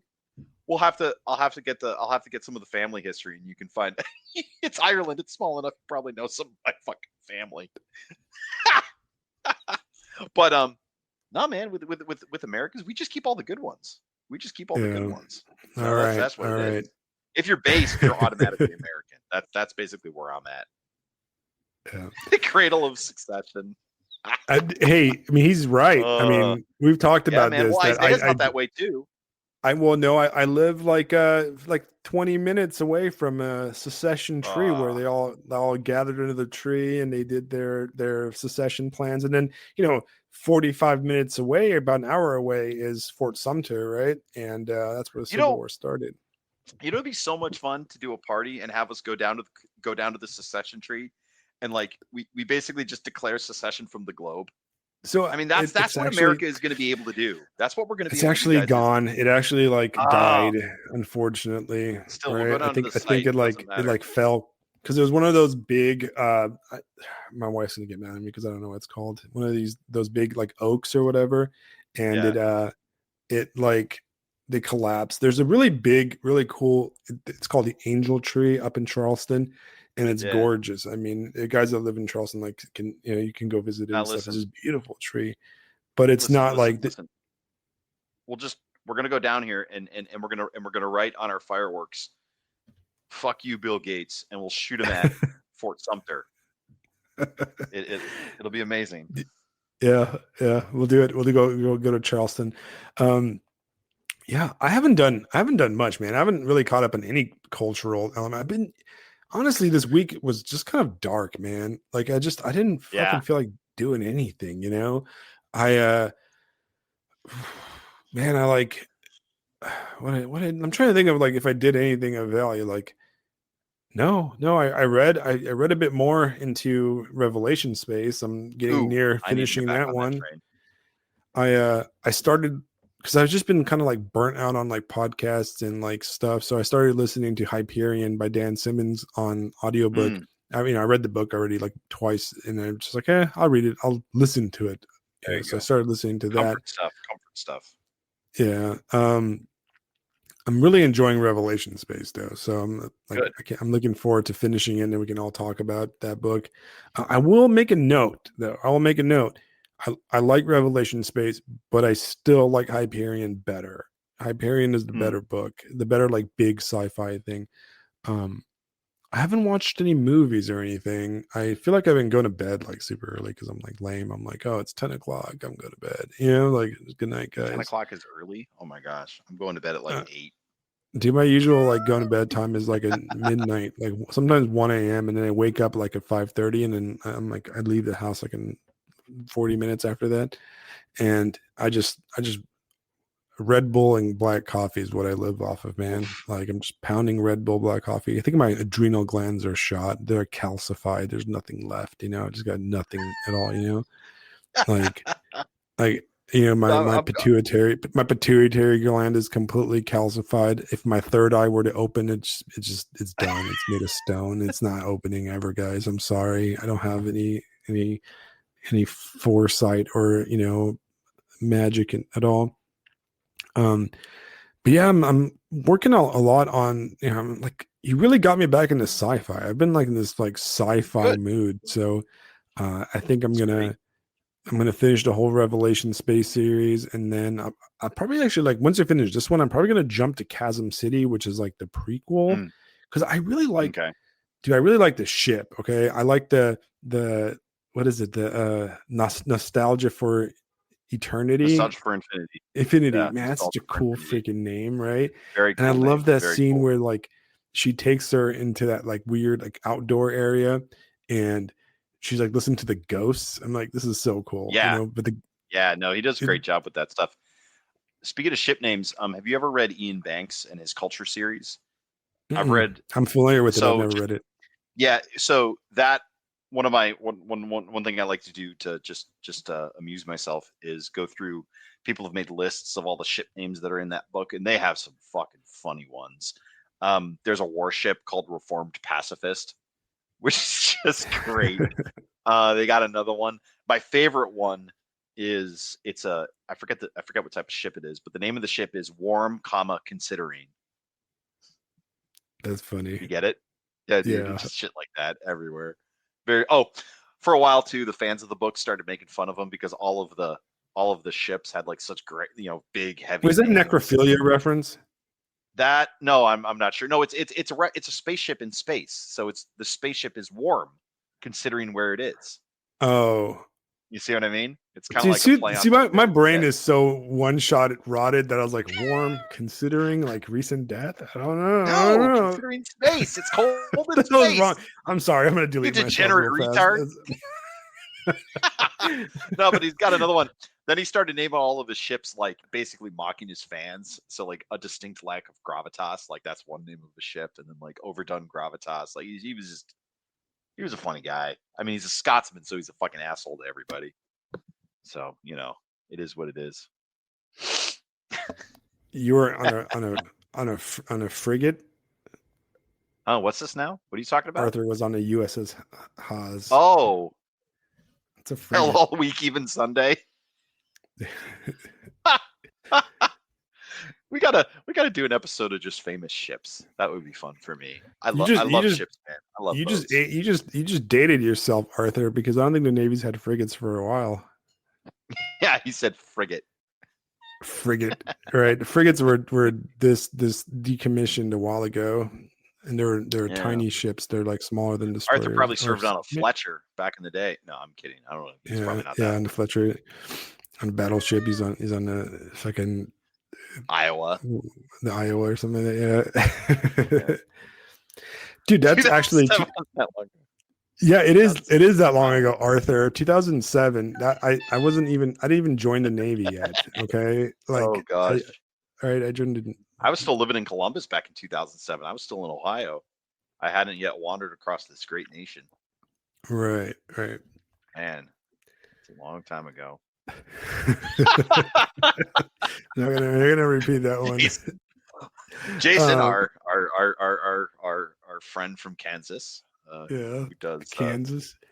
Which, yeah, by the way, the that's Kansas funny. stuff is interesting for you guys that haven't that are listening. You know, we know we're being irreverent and stupid, but we had We gotta be at Jason, this point. we had Jason McGinty on, and he's also a podcaster. And he's a historical podcaster. Yeah, He did a series on Bleeding Kansas. And if you guys are yeah, interested in pre-Civil War stuff, well, really leading up to the fascinating Civil stuff. War, like local Kansas history of, kind of the terrorism that was going Yeah, on before the Civil War. That stuff, it's funny because during the last 2 weeks, well, the last week, I actually thought about that episode a lot because there's a lot of parallels going on with the wanton kind of murder, yeah, the psychopathic kind of like behavior of some people. And we talked a lot about that and how that led into the Civil War about just, people randomly murdering people because they're on the wrong side, even though some of the people that were murdered didn't even yeah, believe in any of the stuff that was being discussed. It was very yeah. self-serving murder. So if you're interested in history and specifically like Southern and Kansas history is interesting because I've never even thought about Kansas. I don't know where it is. I mean, I know Dorothy and the Wizard of Oz, and that's about it. That's all I know about Kansas. So that was a very interesting episode, and I highly recommend his podcast. That he's keeps on dropping these great episodes. Yeah, that Yeah, that that episode we did was actually very influential on me. I've been thinking a lot about. So my family landed in Massachusetts and helped found that state, and I think about all the fucking dumb shit Massachusetts has gotten up to since, and especially with like abolition and like just the pure terrorism and the things that they've leveled against each other. I've begun writing and thinking more in a way to kind of redeem my people, to kind of redeem Massachusetts. Like, guys, we came over here so we could worship God in our own way, not to terrorize people and like shoot and like do all this utopian bullshit. Like, guys, no, you gotta, oh God, I'm so sorry. I feel this sense of deep ancestral guilt, well, which which is not bad. I mean, it is what it is. Like, here I am going to like an Orthodox church and like all this stuff. And I'm yeah, just you like, you I'm should feel sorry. deep ancestral guilt because I they're do. I do, man. heretical Protestants, right? Being from pilgrims, being from a pilgrim family, like, sorry about that. I mean, I'm really glad we got to America, right? And 250 years later ain't a bad time to repent, right? Better late than never, right? Right. I know, no, dude, I know that. That's why I'm trying to take that deep sternness and that deep zealotry of my people and turn it towards not retard. That's Right. essentially what I'm trying to do. We'll I see how mean, successful I am, but that's kind of hard. It's hard to take the utopianism of the Pilgrims, who are the direct oh descendants of the Munster guys. Like the guys that I mean, like you got to think about these Pilgrims, right? We always kind of yeah, oh like my hand god. wave it. We learn about them in school, and they're like, oh, and then they came to the United States for religious freedom, but you're like, they leave out the part that they're like, yo, bro, we kicked them out. They got kicked out of mainland Europe. They got kicked out of like the Netherlands. They got kicked out of everywhere. They Oh got kicked yeah. out of England. They're like, who are these people? Like these guys were Yeah. spazzes. And then they get Oh here, yeah. and half the people, maybe your ancestor was on the Mayflower, but he was one of the crew. And then when he got there, he's like, yo, bro, I'm not down with this mess. and, this. I can only hope. I read about some of my family, and I read the descriptions of them, and I see myself in them, and it's not all flattering. It's just, well, so be it. Fine. You guys can answer this question in a chat because I don't know. What was the name of that preacher, the Puritan preacher, the fire and brimstone Mather, right? Was it something I was Mather? about to say, do you know how little that narrows it down? Right. But no, he was a famous one that we still read his stuff in like high Oh yeah, no, I school. don't know. I don't know. Like I can't think of I them. think it was something Mather, and then the fire and brimstone stuff. You know what I feel like watching right now? I feel like watching True Detective again, man. I've been Ooh, jonesing some True Detective. yeah, I I saw you I post feel about like that earlier. yeah, I like every few years I have this urge to just you know go into that John complete. Edwards, that's the guy. Sorry, Yeah, I he didn't mean to wrote like interrupt. something in the hands of God or sinners in the hands of God or something like that, right? Yeah, Um, yeah, I want to watch some True Detective. I heard that there's a new movie written by the same guy that did True Detective and directed by him, and it's out like it's a little indie movie about like Vegas. Um, yeah, Arthur, you got to watch True Detective. Okay, the first Sinners in the Hands of the Angry God. That's exactly that's what it. I'm That's thinking. the Okay, book. Yeah, the first season of True Detective is a masterpiece, a 10/10. It's like it can't go wrong, but it's very interesting from a honestly from a religious perspective because it, in my opinion, and I'm probably going to write a much better essay than that one. Um, in my opinion, it illustrates the corruptive element of evil really well, and it shows how um, how evil is not just an individual, but it permeates the land. It seeps into the very fiber in being, and it affects people that are not in direct contact with it. And it damages communities, and it damages like society as a whole. And you know, when that show first came out, a lot of people like loved it. Like a lot of shit libs and that kind of stuff loved it, and they initially loved it because the main character, Russ Cole, the Matthew McConaughey character, he was just spouting out a bunch of like nihilistic and Thomas Ligotti stuff. And this is, if you look at any of like the quotes or the clips from it, it's from very early in the season where he is at his most defeated and nihilistic. And he actually goes through a journey through that entire like 8 episode seasons. And the very end, the very conclusion, a lot of people hated it. They hated the ending. And I'm gonna spoil it, guys. It's been here for like 10 years. Okay. The ending ends not in a giant, it's not this great huge reveal that the bad guy is this crazy mastermind or anything like that, right?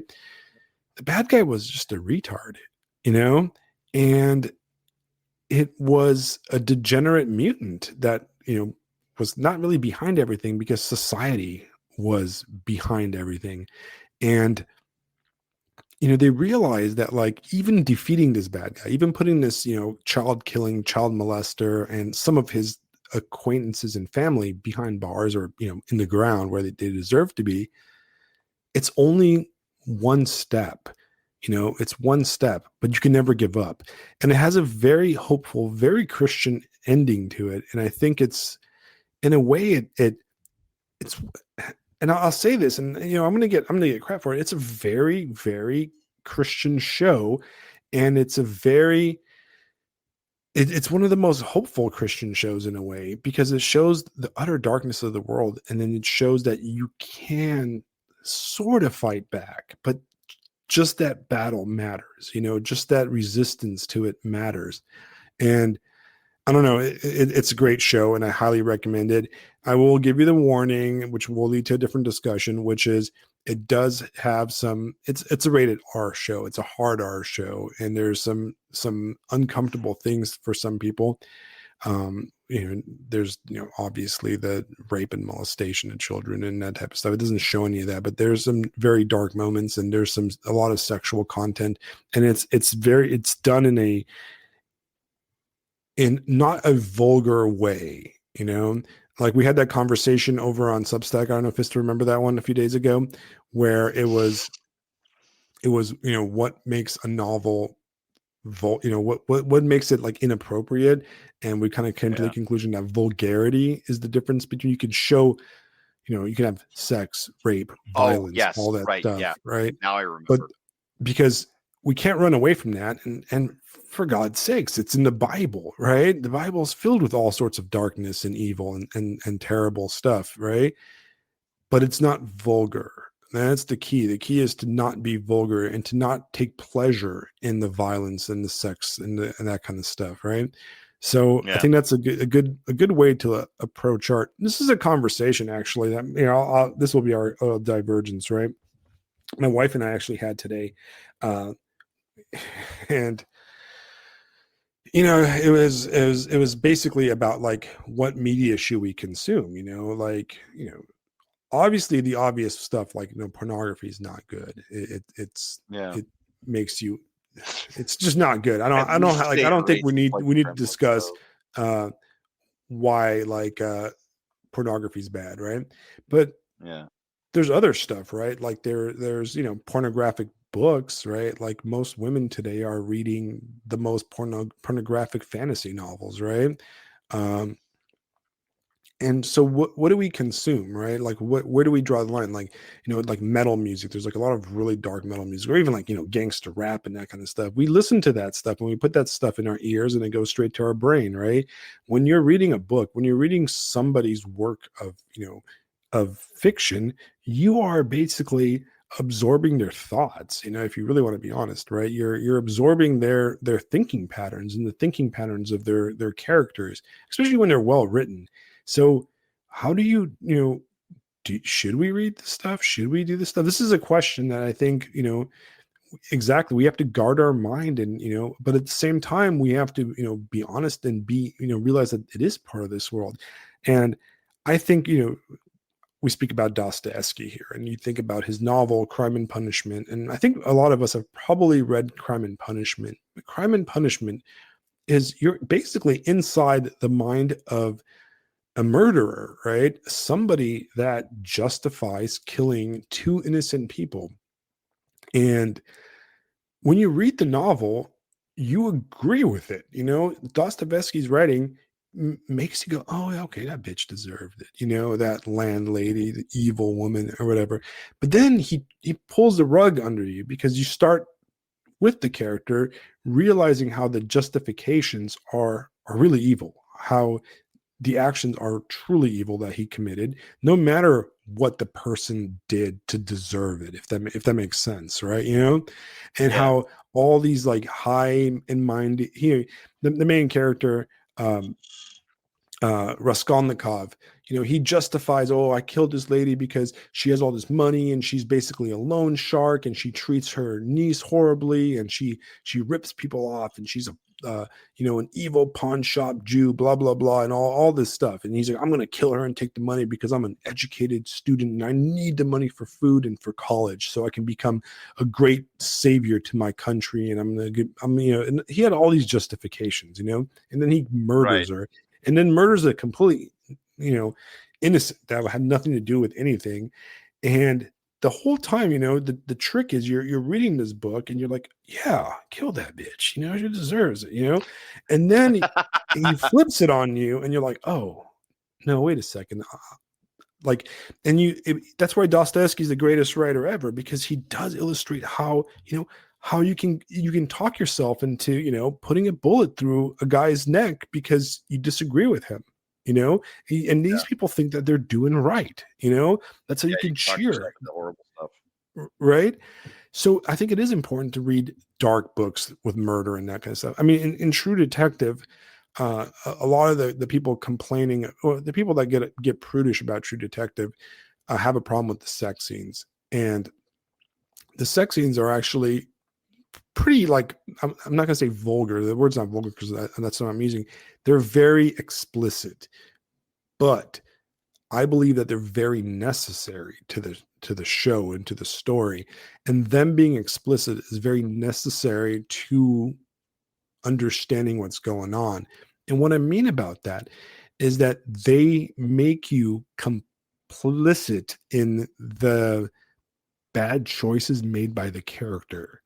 And you understand why he's doing that. And you start justifying it to yourself. And then you have the realization that, oh, that's how we ignore things. That's how we turn our heart away from God. You know what I mean? You make Yeah. that connection, right? And you make that realization, and that's what good art does. That's what good fiction. That's what good, you know, storytelling does. Is it forces you to combat your own inequities when it comes to this kind of stuff, and it, you know, it illustrates how, yeah, he was a total fuck up before he killed the landlady. You know, um, it, you know, it absolutely like shows how good art shows how you can be just as evil, and it really goes back to our initial theme, which is we cannot cope right? We cannot pretend, oh, it's a secret society or blah, blah, blah, or these people are like evil as in aliens or monsters or blah, blah, blah, or shadowy figures or whatever. No, no, no, no. They're us. They're us. They're our children. They're our sister or brother or cousins. That's who it is. And, Yep. and you are on, you're here listening to this show and living the what life you live really by circumstances of fate, right? By God's will. You could have been a person that ended up, how far are you? How far is any of us from cheering for the death of a fellow American? You know what I mean? And the sad part is if we truly look inside, it's like we're right there, we're right there, right? We're one step away, from being the people that we are talking about today. And that's Yep. terrifying, right? So that's why we tend to make up all these like, you know, conspiracy theories and blah blah blah, because we're afraid of realizing that, when you rip off the face of Darth Vader, it's you looking at him, at yourself. It's your own father, right? Yeah. Yeah. Totally. It's very difficult to accept that the same seed of evil is inside my heart also. But it's Right. necessary. You will not. Dostoevsky also talks a lot about not lying to yourself, right? It's one of the keys. It's one of the key things that you learn. It's one of the key things that you learn from God when you finally do repent. You understand the fatal flaw inside of you, and that's great, because then you can finally start to undo some of that and unmake some of that, and perhaps move in a direction that you would not have moved if you had not recognized the truth. So Right. don't worry Well, about it. guys, thank you for joining us. All right. It was kind of a darker Yeah, episode. We try guys, to thank you lighten so it up. much. But next week Yeah. hopefully, I pray to I I pray to God that by next week we don't have another set of horrors that we have to talk about. Okay. I pray to God that something, happy and positive happens in the world. Like I, I hope that there isn't another miserable evil that we're faced with and that we're exposed to again, and then we can talk about science fiction and art and everything we love to talk about. um, and I want to thank all you guys for the great chat today. And I feel like every week our chat is getting more and more better. Jason, you're right, something positive happens every Sunday, right? Right. Indeed he is, Jason, indeed he is. Yes, sir. But I think that, I'm really thankful that all you guys are, joining the chat, and we're having this great conversation. I look forward to it every week now. It's like my favorite thing of the week besides church, and, spending time with my daughter and wife and stuff. But, I love you guys just, a lot.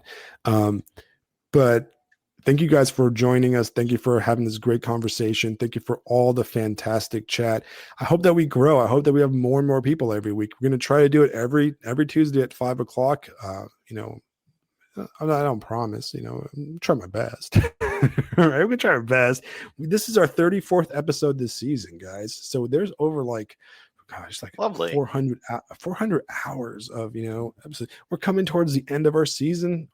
We ended our first season right before Thanksgiving. So we're getting close to ending season 2, right? So we're going to start season 3. We're going to have more guests, more fun stuff, more chats, more all exciting kind of stuff. Fisto's going to write more. I'm going to write more, and we're going to build our community and hopefully, um, continue to do this as long as the internet works, right?